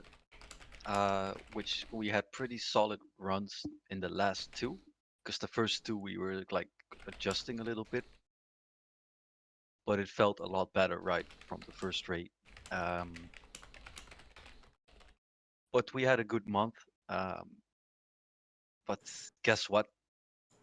After a month of being gone, the person in question, the previous GM, uh, decided to surface again, and he popped up in the middle of Orgrimmar on the bank, and I think literally every person in our guild got whispered by this guy, and we were all telling each other about it. So it was pretty funny. But you could say it was cartooning at its finest. This person was doing, like, he was whispering people in their ear. Um, I really don't like going into that much because I didn't like that period. I really hate that type of shit. But it's sometimes there's people that do that, and unfortunately, his whispers got to the mind of our GM, uh, who swiftly decided to plan to leave us and join up with our previous GM. Hold on, hold on a second. You're losing me here. So this when you say the GM now, you're talking about the co-GM of the first GM that left. Yes. Okay, I wasn't sure I was following, but So okay. the guy we were trusting to, like, who I was trusting to be a stable, which he was a person that would like be able to keep it up. Um, but like the return of that person combined with the relationship he actually had with our like with the co-GM, like they were pretty good with each other. Like I believe they were actually like friends in a way. And he never really identified with the problems we were seeing with this person. So he was never like when we would say what he said right there, that's not really nice. He would say, "Nah, but what you guys said there was not really nice either." You know, he couldn't be damaged, and I respected that to the point that at some point I was like, I mean, yeah, there are some things that you just either you're blind or you just don't want to see them, you know. But still, that's up to everyone himself. Like, so let's just keep it short and say him returning meant again a new phase for us. Uh, because we lost our GM again. It was in the middle of a ZG run, 10 to 10 in the evening, and then you get hit with has left the guild and has left the guild, alt has left the guild, and now you are the GM. After the ZG or in the middle of the ZG? In the middle of the ZG, man. Like they always get you off guard with this shit. Yeah, of course. It's not going to be easy. But I got promoted to GM while doing a ZG. I didn't ask for it. Do you remember And on what boss? yeah, we were clearing the trash up to a car. Like I know those moments like pretty fresh because like I said, they do make like at least a little impact on Yeah, your of course. you know, because I already saw this one coming as well, and I really tried my best the whole week to interact with the guy and try to get a feeling of where he was at, you know, and try like me trying to ensuring him that there would be no negativity anymore towards our former GM and all that. But nothing I could say would help anymore, which is fine because it's not up to me. At least I tried, so I got some relief in that at least. And then we we were done with CG, and I was like, guys, wanna go in a call real quick because I think we have a problem. And that's when we that's where we really entered the struggle area of our guild, and like getting to points where we were like every week it was turning more into complaining than actually playing the game because the stability was gone. Uh, like I must say, he did. The guy that left that night, he did really bring a lot of stability. Like he was the raid leader and all that stuff, and we didn't have much people that wanted to interact and stand up and talk. Like some comments here and there, like "go out of fire," but there would be nobody really wanted to like do that job or really tried it, and he did. So everybody just relied on him. And when the voice falls away, like the voice in your raid, it's not there anymore, and that does have a lot of impact because we were missing the main tank of the guild at that point. So I went. Me and Cosmo were up front, and we kind of needed another tank. Um, you need to break in between the story of Zuma, or am I? You go. It's your story. Are you going Right. to introduce the plague guy, or this comes later? The black guy. Isn't it? Or the paper guy? Sorry. No, no, no. It was actually Okay. gonna be the black guy right now, Okay. Cool. because we have our boy Gar back in the guild, who is a solid, crazy Fury warrior DPS, and he's also the one that whispered me on Vilstrus when he could actually push his buttons for a change. Uh, like I'm never gonna forget that because I was like surprised that he thanked me for it. But he, because of who he was, and like it just felt good to like have him go tank because before the former GM left, we never really committed to the Fury prot thing. It was basically deep prot. I think at some point we actually did do Fury prot, but not at like by not at the same level that Graubeck did it. Wait, Like wait, not wait, by a wait, long wait, shot. wait, wait, wait, wait, wait, wait a second. You were running fucking prot tank before?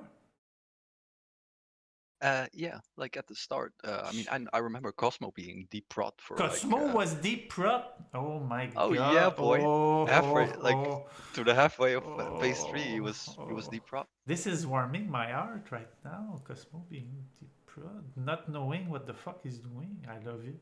I love it actually. Okay, keep going. This is getting interesting. Well, we did try the Fury prot thing with the first GM and the second. That the second was a lot better at it than the first one. Because as Fury prot requires a lot more healing and some stance dancing here and there and whatnot, and swapping on a shield, and all of those responsibilities sometimes were too much. Like you want to do it or you don't. Like you're on it and you macro stuff, or you don't play that specific role. That's how it is in classic, right? Yeah. To make it work. I mean, it was created on private servers as far as I can remember. I didn't know of its existence when I started, but like Grarbeck was, he already knew more about the whole thing than the people that were actually trying to play it.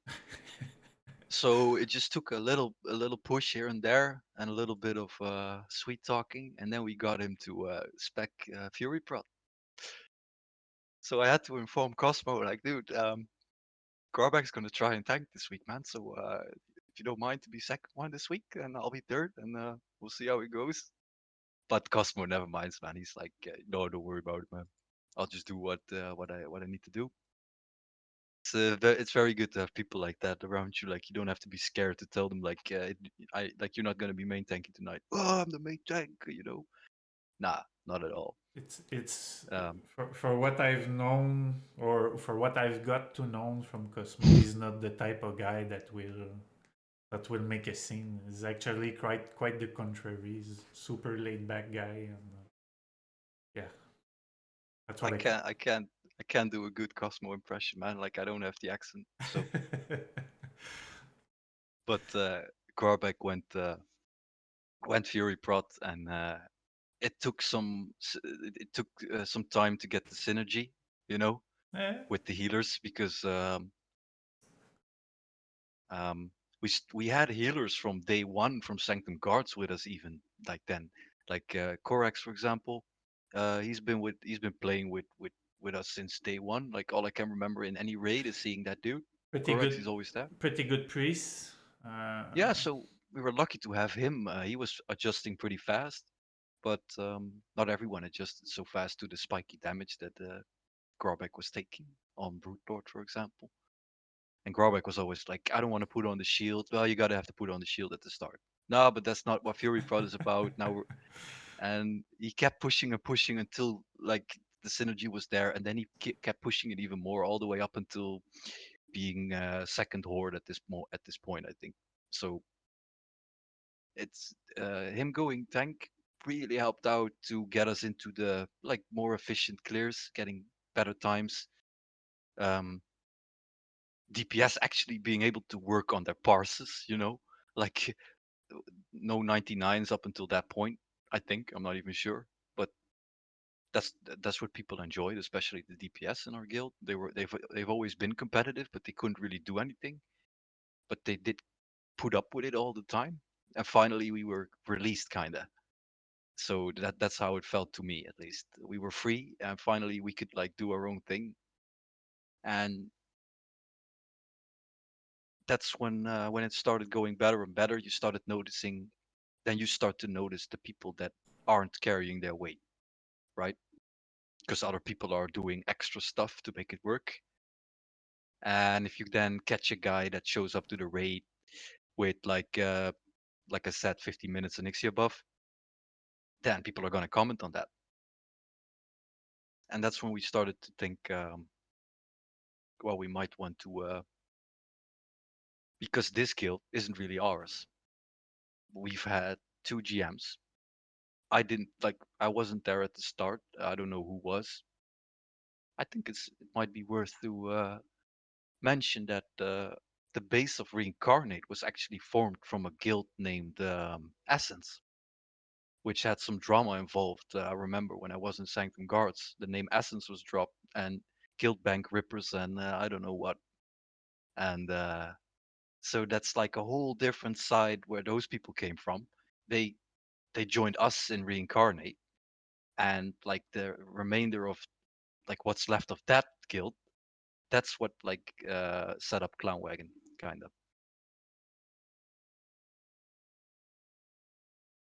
So let's recap. There's so much as that you guys went through in such a small time. You know, if you take a step back, only in the BWL phase, you guys went through Sanctum Guards that went to shit. You kind of saved the core, go to reincarnate. Sadly, the GM deleted Discord, did not disband, he quit. Then the co-GM came back, did about the same, left for another guild. Holy shit, that's a lot. Only for BWL. So you guys now, those 25 core member, you guys at the end of Reincarnate saying, okay, this is not our guild. Now we need to create our own guild. Yeah, because like the same people that were locked up all this time, they wanted more now, of course, including myself, because it felt like we were running behind on a lot of stuff, and we had to recuperate a lot of times um, from losing a lot of people. Like the mission was to keep a stable roster for at least a week. Like we couldn't manage that, man. Like somebody would leave or somebody would get hacked. Somebody would like there were like all these kinds of wacky things happening to all our people. And when I would look around and I still see all the same people in the same guilds, I'm like, man, this is just cursed, you know. And you start losing faith a little bit. At some point, we wanted to do Blackwing Lair, but we ended up having only 25 people, and we just did MC with those 25 people, and that felt like the best MC run ever, man. Like 1 hour, 25 people, 1 hour and a couple minutes, everything melted, and that was because those 25 people, they were all, you know, the people that wanted to make it work. And the names of the people in that raid, they were all familiar, even from back from Sanctum Guards. Like it was a mixed match from people from all kind of different guilds, different drama, and like we were enjoying ourselves so much in that run. Um, so yeah, like if you have 25 people, the raid is fun, but when that's done, you put up new signups, and you already know how it's gonna look, right? So Yeah. that's when we tried to recruit, and well, we kept on struggling here and there, asking for help from. I did the same as my first GM. I asked for help from Aaron Priest from Burnt, so I messaged him and I said, uh, "Aaron, could you spare like a couple of alts or whatever? Because we can't raid at this point. Oh, do you know anyone? Just let me know."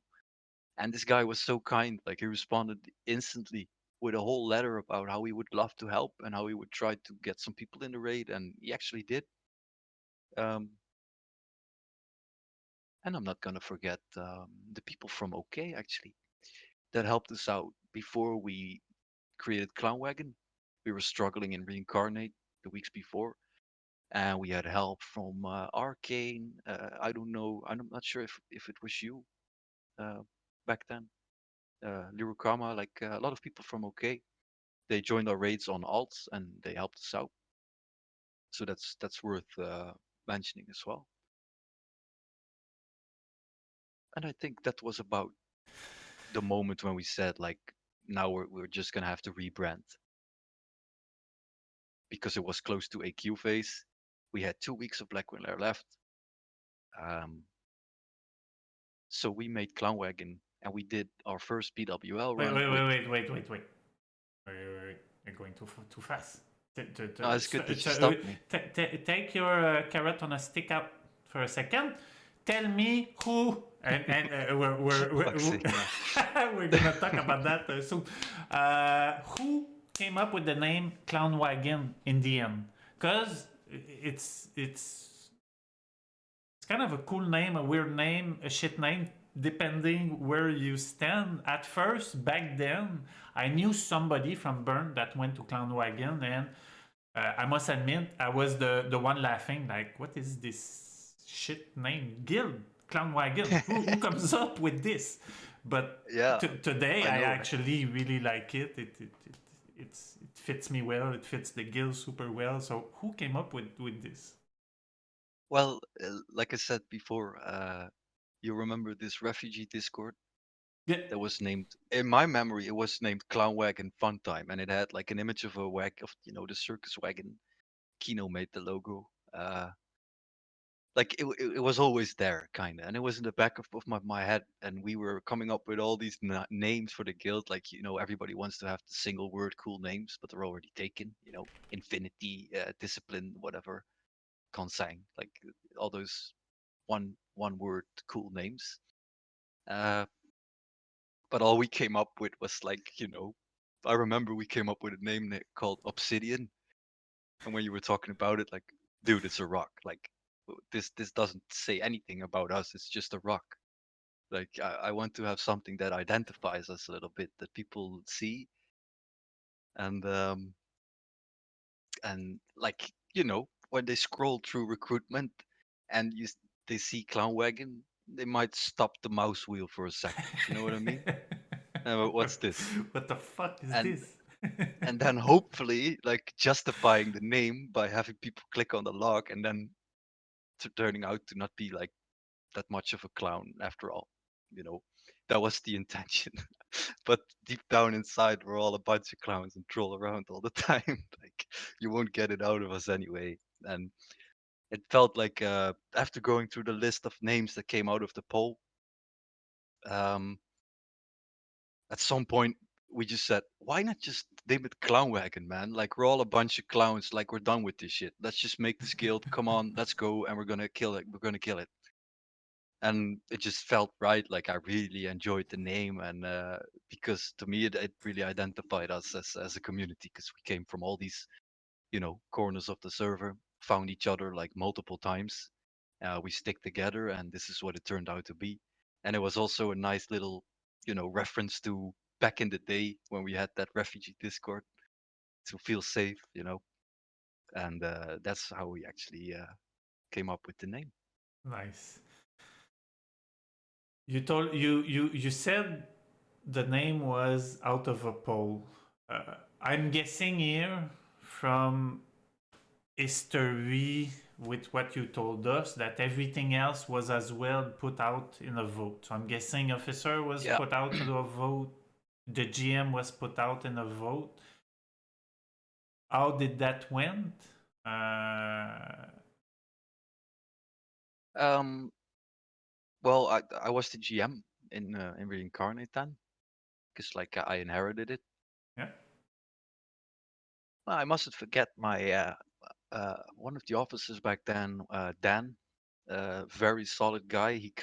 I kind of just watched what he did, and I kind of learned from what to do on Discord, like chasing people for signups, making announcements here and there, like all of the administrative. That's because of him now that you ping us every day to. Well, not necessarily. Like the first GM did it as well, but he would just type all capital letters with 100 exclamation marks, sign the fuck up. Like, sorry for my pardon my French, but you know that's not really attractive to a lot of people.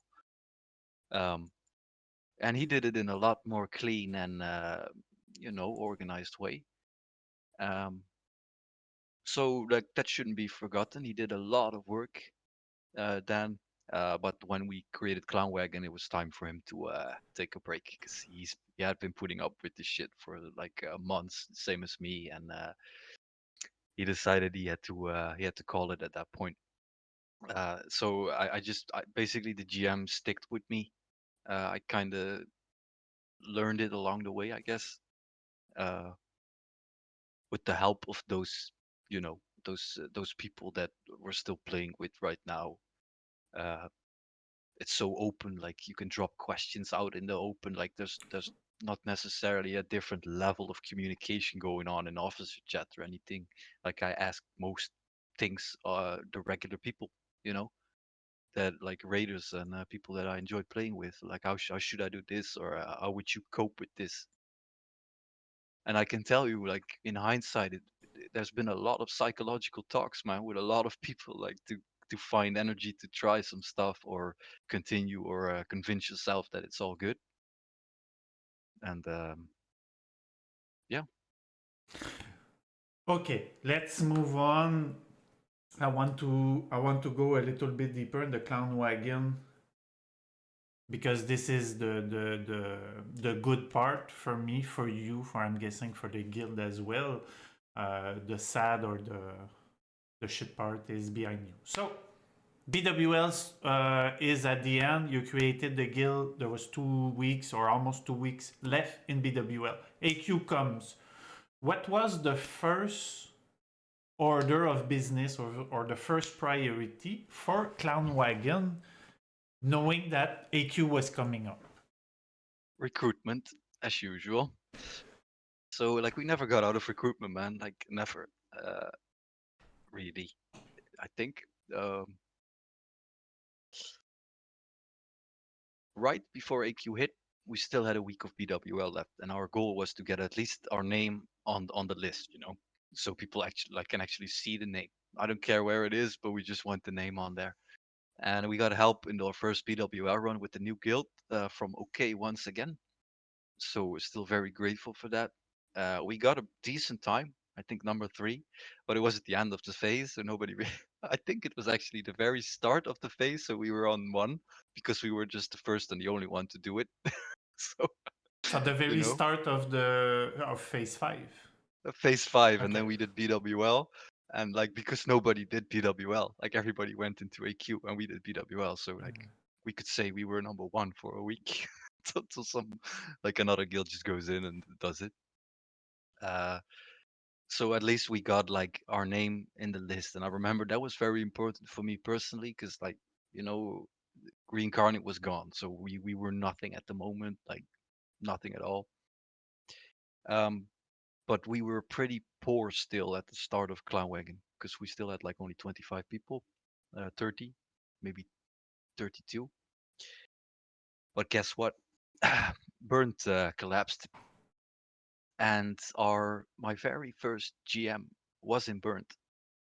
And yeah, he, instead of merging with Reincarnate like us, he joined Burnt back then.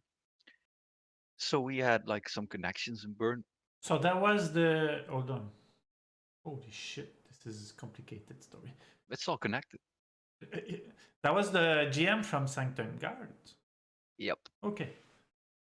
So he reached out to me and asked how Clown Wagon was doing, and I was pretty eager to accommodate him, because we had a pretty good like history, I'd say. Okay. It ended a bit, it ended a bit salty because you part ways.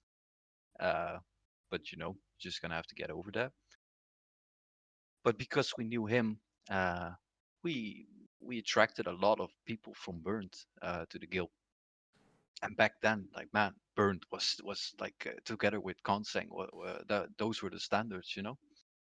So when news started spreading that Burnt was collapsing, we were going into vulture mode, seeing what we could pick up and trying to adjust here and there, and already looking at our own roster and say, yeah, this guy, nah, this is not gonna make it. We're gonna recruit, and that way we got like so many people in. I think like still quite a large amount of people from Burned. Like a lot of people already quit or left or didn't really find their place. But the people that are still here from Burned right now, man, that like you're not gonna find any more committed, nice people than that. Like it feels like it was just given to us. Like they just came to us, and with some it clicked. Like we always were open. They were and on the same level as everyone else. Like right from the start. Like no integration process or feeling strange. Like I never really wanted that. So we were lucky, and we got a lot of people from Burnt in, which including my first GM, which resulted in us going into AQ40 in the second week. And we were pretty confident, and we had a whole meeting set up and going through AQ40 on retail, and talking about it. and we had even 30 people or 28 people in the call. Not everyone, but we had a lot. So we were pretty confident. Everything was easy in one shot. And then we came to the Twin Emperors, and we wiped the whole night. And that's when the next day we changed our approach, and we went in and we one-shot it. And then we had some struggle with Katoon. Wait. What did you change? Do you Um, remember? yeah, I decided to. I was so mad, like annoyed that we couldn't kill that boss, that I sat up the whole night, not sleeping, like looking at stuff. And like if you look back at it, like how are you gonna spend like a whole night watching at videos, you know? But once you get so frustrated and you put so much energy into this already, then what does it matter anymore, right? So Because let's take a step back. This was your you were GM, you were raid leader as well. not really yet. That Okay. like that kind of happened after that Twin Emperors night, kind of. Okay. I think I don't even remember if I was doing it in BW well, because we always had Dan doing it, kind of, and it was not at the same level, at least, like not as much talking and guiding. It was more like stack up, but people were spread all across the room, like they didn't know where to stack. You know, people would say stack up, but not where to stack. That's a good example, I think. So once you start calling out for people to do this and that, people respond to it, and it felt so good, man. Like it just felt like it was going perfectly. Because I studied like this guy, a lot of streams that I studied of this raid leader guy, and I tried to learn from it what I could. Was Lati right that you? Because sometimes you scream. No. No, it's I'm it's just trolling you. it's the Fusion Guild on Incendious Lines, Okay. North America. Okay.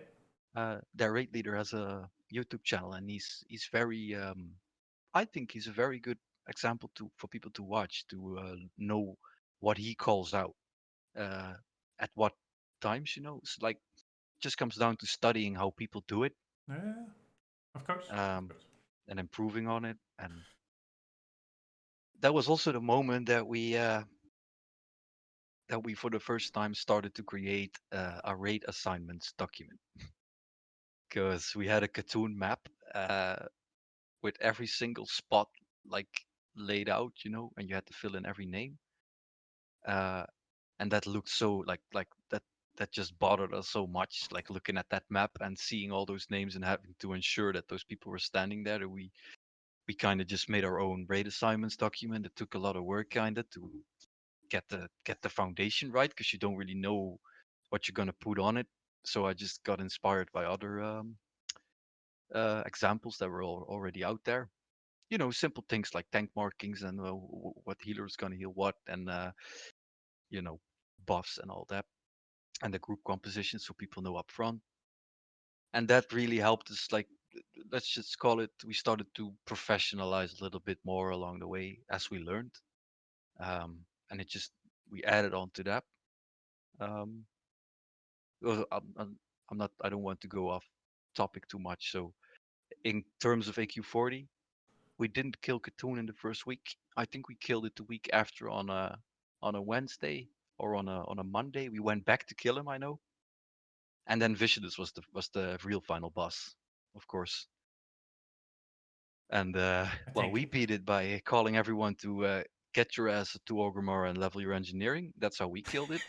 Uh, but like the people that killed it with like without sappers and stuff, like hats off, I guess.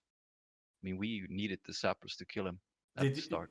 did a lot of people drop a profession to pick up to level up, pick up, and level up engineer?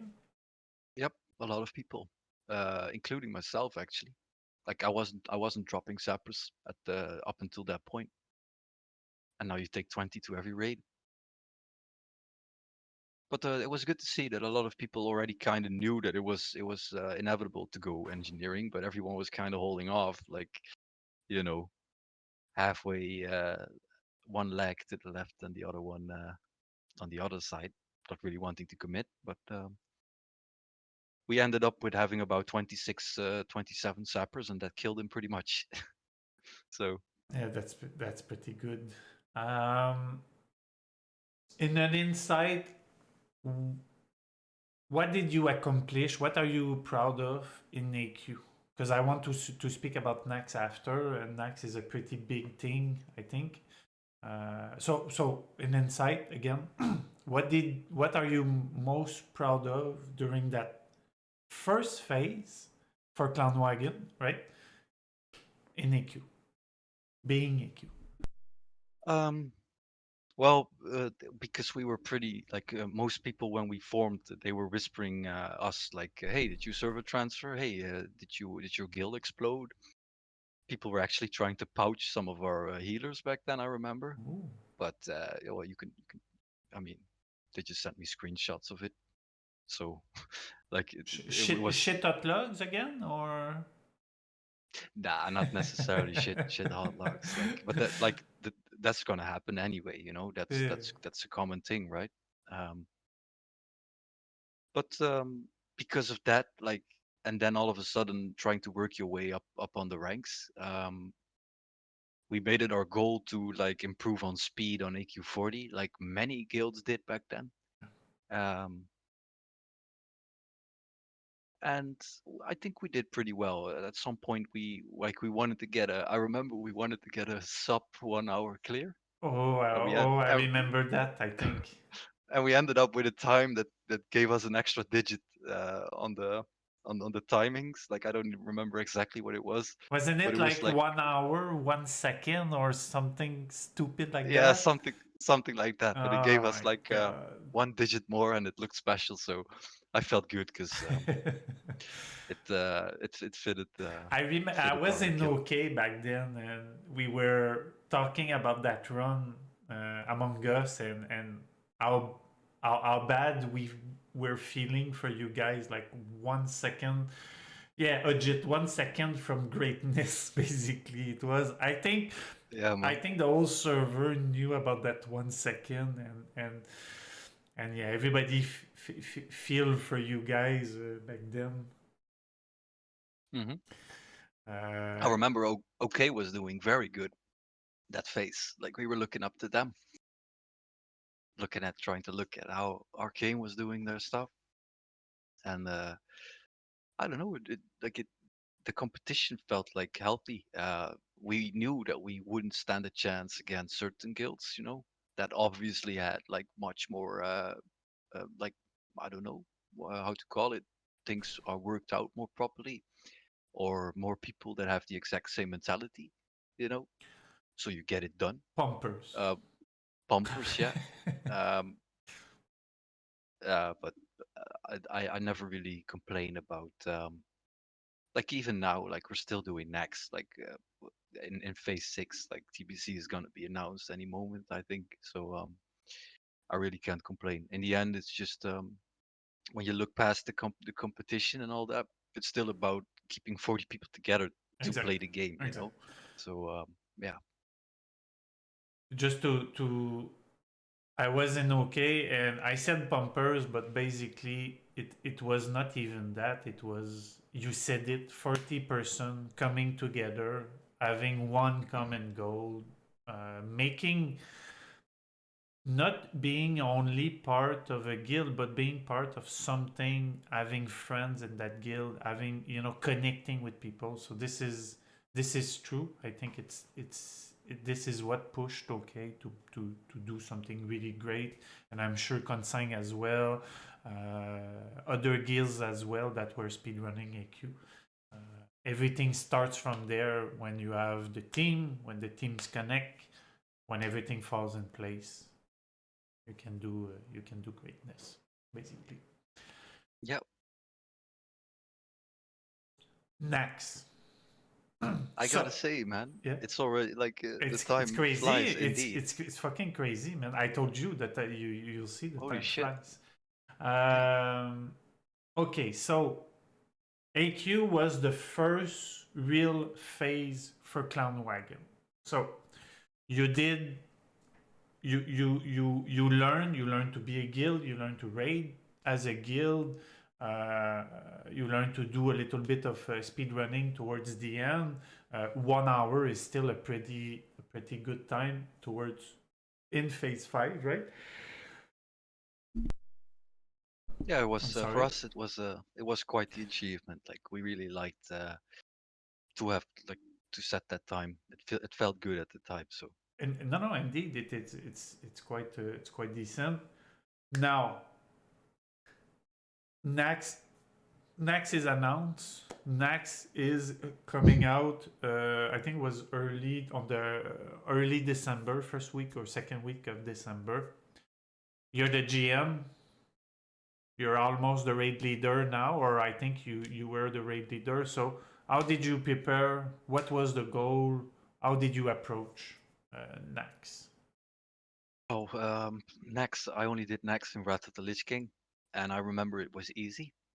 Uh, 4 horsemen, you could just like Just you know just like the just stack them up and AU well. and I remember that the tanks would just meet each other halfway and then do the actual swap like in the middle and then take it to the other side, like just on the fly. Like oh, and at some point you could nuke them down altogether, I think, or at least two of them.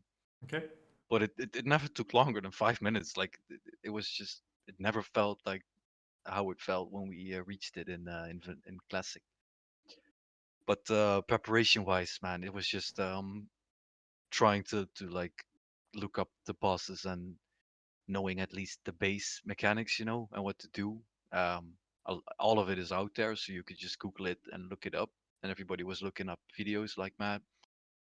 But we didn't really do like a video session with everyone this time, because the last time we did that and we talked about a lot of stuff, but it didn't really like bring anything special, in my opinion. And then you also had the issue with the release night of Nex. Like we had a raid night on Thursday, and it was gonna release on Thursday, but it was at night. And like we don't have the type of people that Yeah, will at sit up at midnight night. on a Thursday. Yeah. Yeah, like if you would ask me, I would like probably, yeah, try to make it work, because I just really enjoy it doing it like when it's released. But you can't expect that of like 35 other people. So we had to wait, and we went in the week after. I think on a Monday was our first run, and we started with the Abomination Quarter, kind of just going in blind, like just make sure we spread everything out, like all these abominations, and be careful about it. And then you start seeing melee getting whacked into the air like 2 times, and then 4 of them die, and okay, next time the melee are not supposed to go in right away. Like you just learn everything. Patrick died. Man, Oh, dude, I remember I was sweating my ass off when we did Patrick for the first time because of the stories of good guilds wiping on it with buffs. And when we did it, um, like I don't know, it was just it's so much tension, that fight, because you need to, like, you can't look at your health bar. You just need to rely on your healers and let them do their thing. did you use Sapper on that time, or this came after? That was in a later stage, Okay. Azuma, when we were trying to pump a bit more. I uh, I figured it was useful. It was a good idea to use a sapper on Patchwork while tanking it at the last 5%. But in reality, it was me fucking up my macro. So swapped out of bear form and the GC, and it's supposed to put you back in bear form, but I was fucking up the GCD. So Patrick looked at me and he said goodbye. Hello. But it was only me, so I only had myself with it. So I don't care. Like I forget about 5 minutes. As long as everybody else is still alive, you can still set a good, you can still make quite some progress.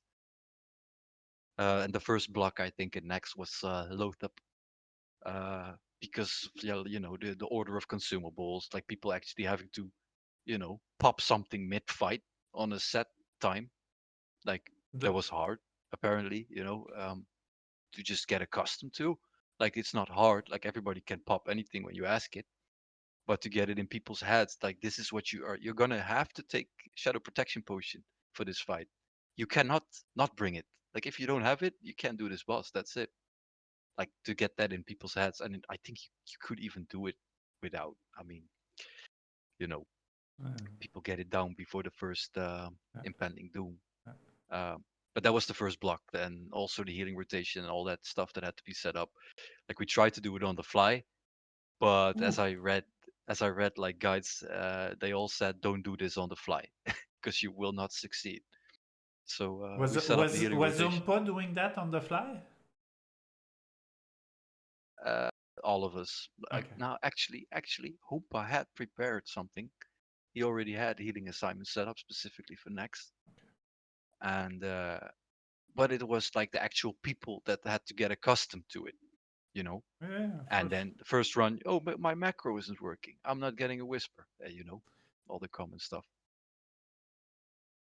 So once we sorted that out, Lothab died, and I think we wiped one more time on him, like a week after or a couple weeks after.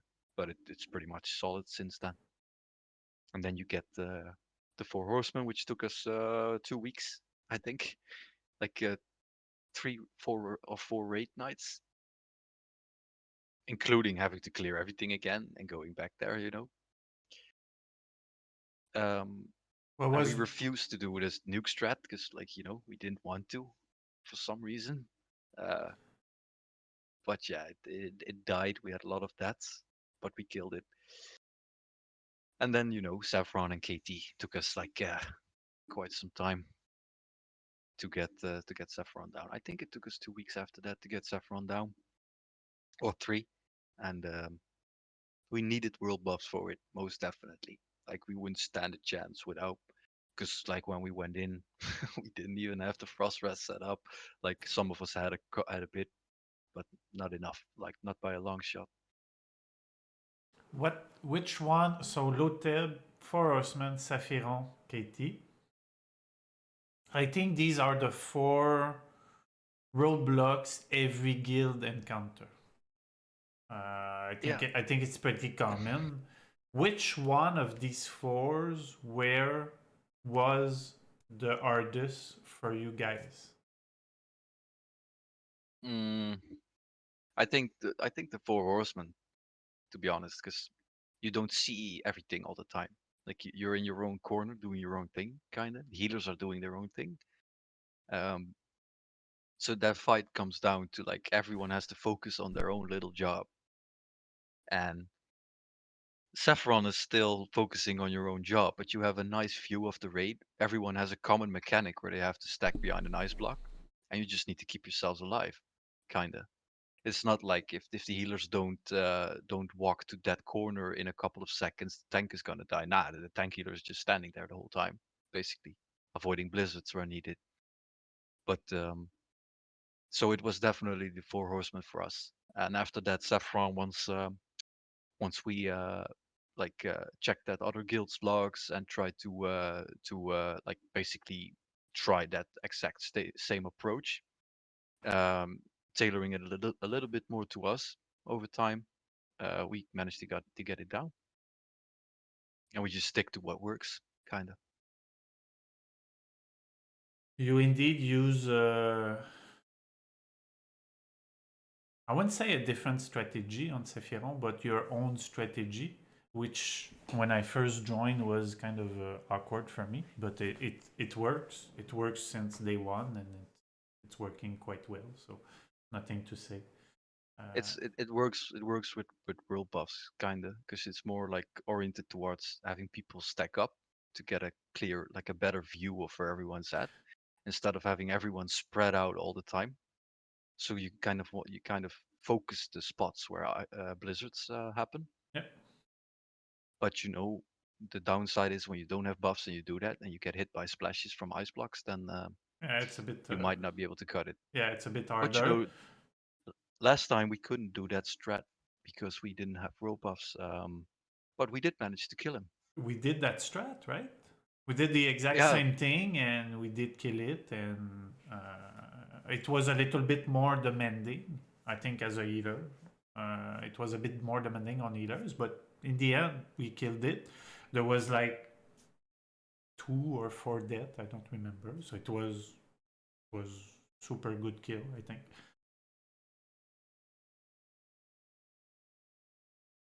The carrot on the stick.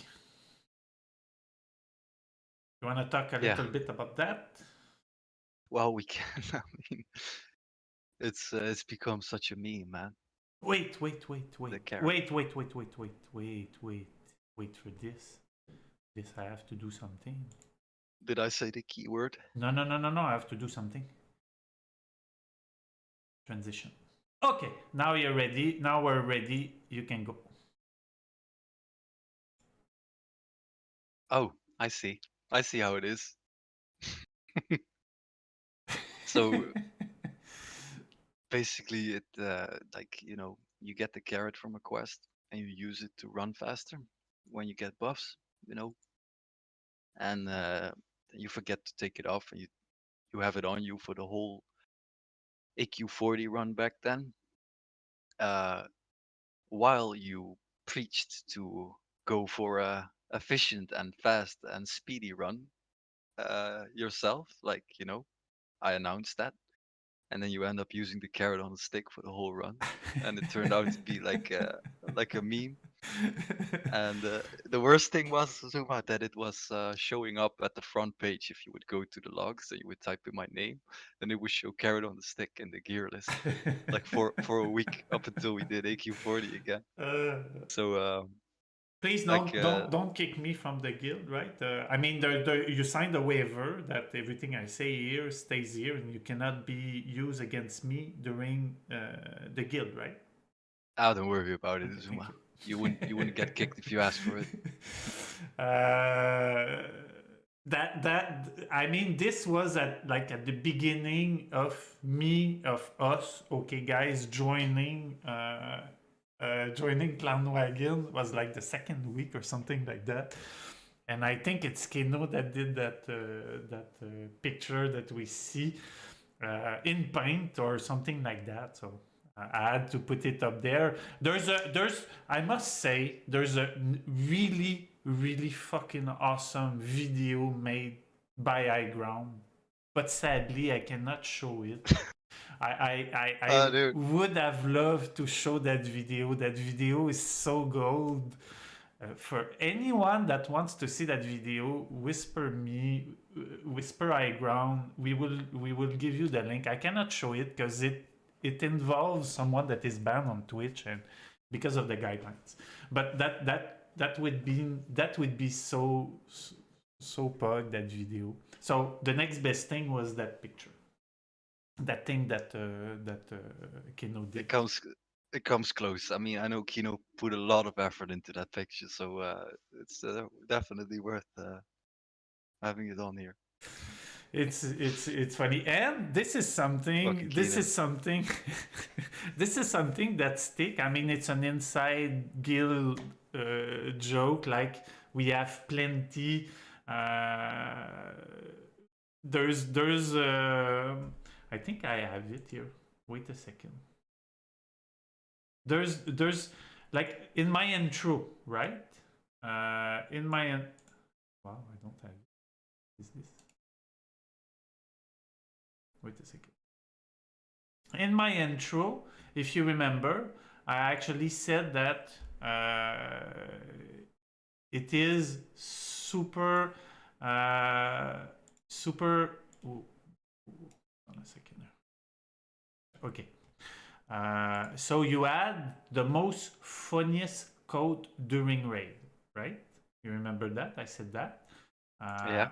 There is actually one that always comes back during every raid, because we have a soundboard, right? So during raid, sometimes there's somebody hitting a soundboard. We're gonna listen to one. I'm not sure if you're going to hear it, but I'll tell you after. But I'm pretty sure chat is going to hear it. All right. Let's try that. If you have plus, you take the portal. If you have minus, you take the portal. If you have portal, you take the plus. That went through super fast. So, if you have the plus, you take the raid. If you have what was it again? Oh, no, I can't hear it myself. If you have plus, you take the portal. If you have minus, you take the portal. If you have portal, If you have the minus, you take the portal. If you have the portal, you take the plus. This is the fucking greatest quote ever. Can you? Yeah, Can, it's, it, you end up saying a whole lot of funny stuff in the heat of the moment, you know.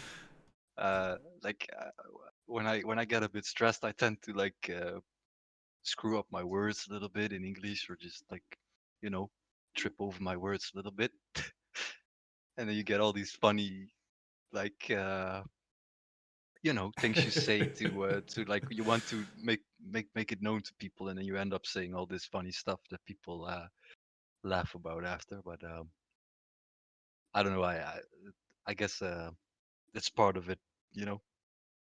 That Indeed. includes the whole portal thing.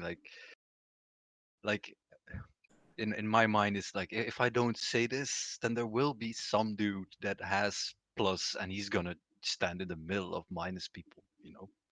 And so it's so hard to unlearn saying certain things, even when you shouldn't even be saying it because you have DPM and stuff for most things.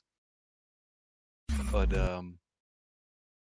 you know, you get so used to it yourself. Actually, you're learning it yourself by repeating it every week, and at some point people start repeating it back to you, and I'm like, oh good, they know, like, I don't have to say it anymore, because it became a meme at some point, and that's a good thing, I guess.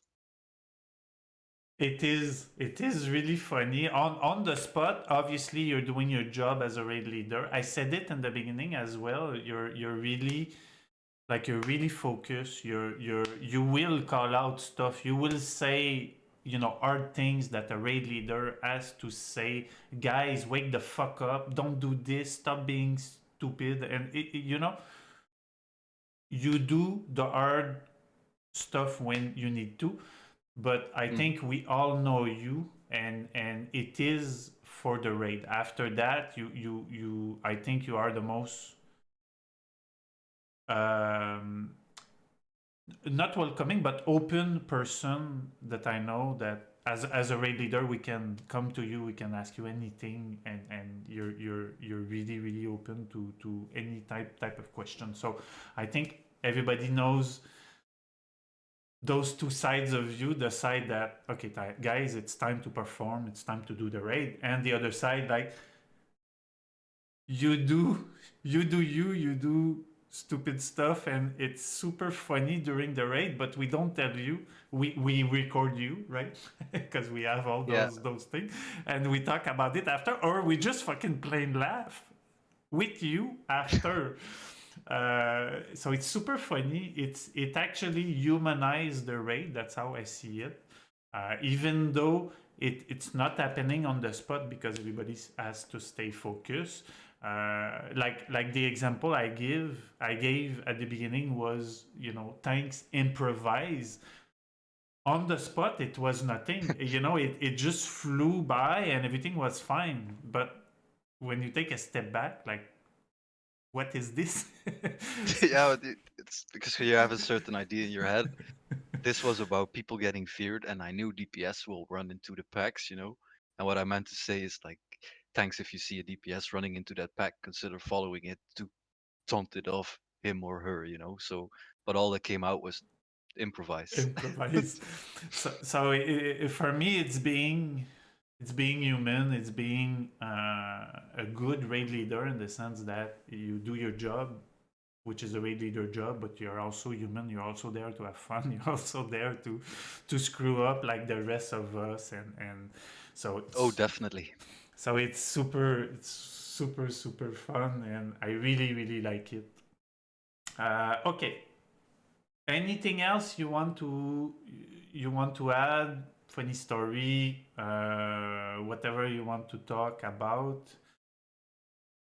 Um, I'm not sure if there's anything specific. For me, like what you just said, for example, that you like it the way how things are going. Like that means a lot to me and the rest of the people that we rate with, I think. Because because it kind of feels like everyone's on the same level and we learn from each other. Like if I fuck up, I screw up, I say I screw up, and there's everything just gets accepted and we move on, and we get feedback from each other. Like I said, there's no higher level of command that necessarily decides everything in terms of approaches and tactics. And I'm just happy that like in phase 6, like I said at the start, close to TPC, even like having luck again halfway through next, because we did lose a lot of people when we started with next, and then we were lucky again by having people from OK join us, including yourself. It took a while, but you came through eventually, and I'm really happy with that. Like again, that was like a gift given to us because we needed it at that point. And I think all of the people from OK that joined are actively in our roster still every week, and like that's a very nice thing as well. Like where we ended up with what's left of it now is a mixture of I think 4 or 5 guilds in total, and I still feel it still feels like one big family. So that means to me that means we're doing something good. I couldn't agree with you more. Uh, there's no big drama. There's no story. There's no. I mean, we're all. I feel we're all adult and we know what to do, and we're just there to help each other when anybody needs help. That's the kind of feeling I got in Clown Wagon, and this is why I like it. Personally, this is why I like it in here. That's good to hear, Suma. TBC. Is there a plan for TBC? We are going to see clowns in TBC? Most definitely.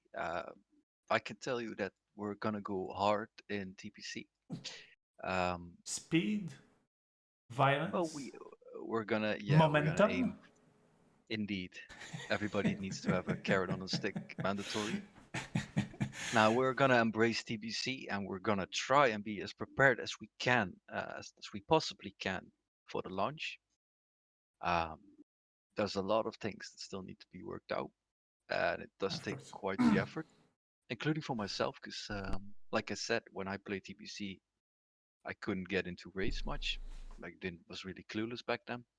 But with the knowledge that we gained from playing vanilla, like classic, this whole year and a couple months or longer, like with what we learned and with the people and the community that we built, like I'm pretty confident we can make it work very well on a higher level. If you ask me, I'd like us to go a bit more hardcore when it's time for TPC. Also, because you don't have to manage 40 people. Um, depending on what your setup is gonna be. But you also get closer to each other when you raid with 25 people. Indeed. Be it 1 or 2 or 3 separate raids, those people are still gonna get more close. And because we always carried on with about that number of people through the entirety of Classic, like I'm pretty confident we can make at least that work. And let's just say there's a lot of stuff being prepared at the moment, and as TPC is getting closer, like there was some kind of fake stuff happening yesterday, or it was released for like a couple minutes. It is, it is out. I can tell you, the beta is out. It has been confirmed today. It is out. Okay, nice. Yeah. Very nice. Oh, last thing I saw was that it was there for a couple minutes and then it was Yeah, gone or yeah, that whatever. was last night. But if you look at the news, the latest news, it is out. The WoW Classic Burning Crusade closed beta has officially begun. That was earlier today. That was announced earlier. Well, during our stream, at the beginning of our stream, basically it was announced. Just saying to the chat, like we're not gonna kick our boy Ruve out, even if you wanted to, boys. So we're gonna see, because it's difficult to anticipate on who you're gonna have with you, when TPC hits.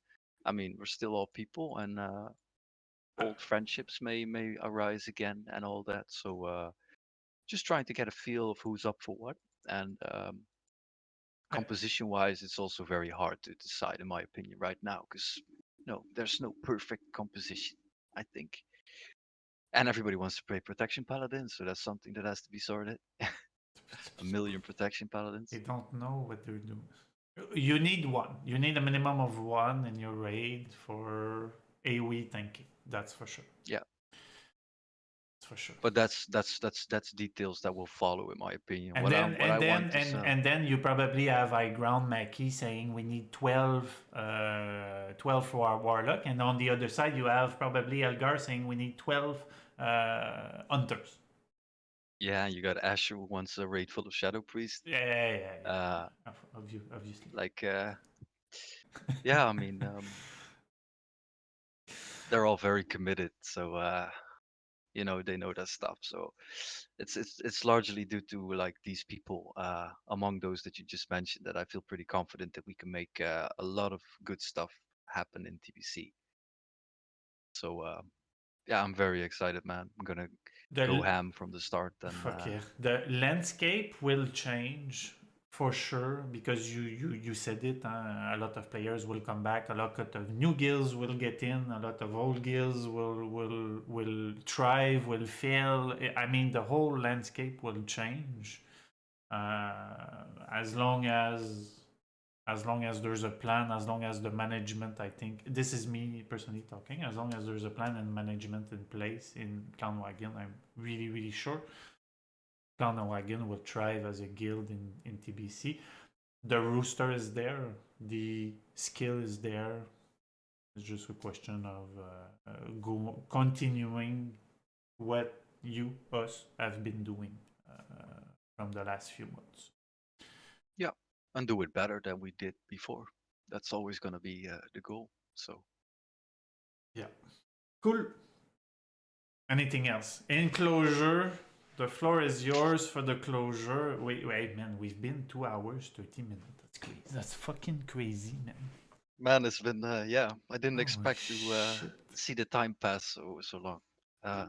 People probably must be falling asleep by now. But if I were to say anything, then for me personally, like the reason I'm still doing this at all, like I would still be playing the game, but like GM and all that stuff.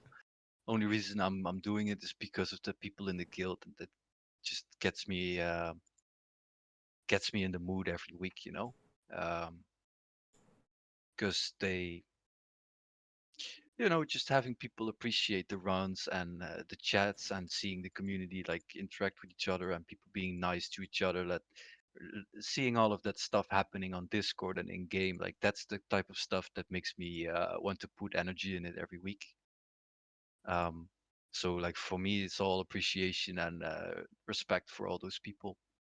And like actual, for me personally, like friendships, man, like they be digital or in real life, like for me, it's especially in this time, like the line is pretty thin, right? So I really appreciate the people, man. Like without them, let's just say I feel like I got 10 years older in a year time, and it would have been 30 if it weren't for those people. So yeah, thanks to everyone in that regard for putting up with everything and staying there. It was actually super fun to have you. It was fun. Well, I'm not sure fun is the word, but it was interesting to know the history, your history, and probably part of Clown Wagon history as well during BWL. Everything that you guys went through. The core group, everybody that comes from Sanctum Guards, then Reincarnate, you picked up some people there as well. It was a mess, but in the end, it all worked out. You said it all worked out. I wish us well in TBC.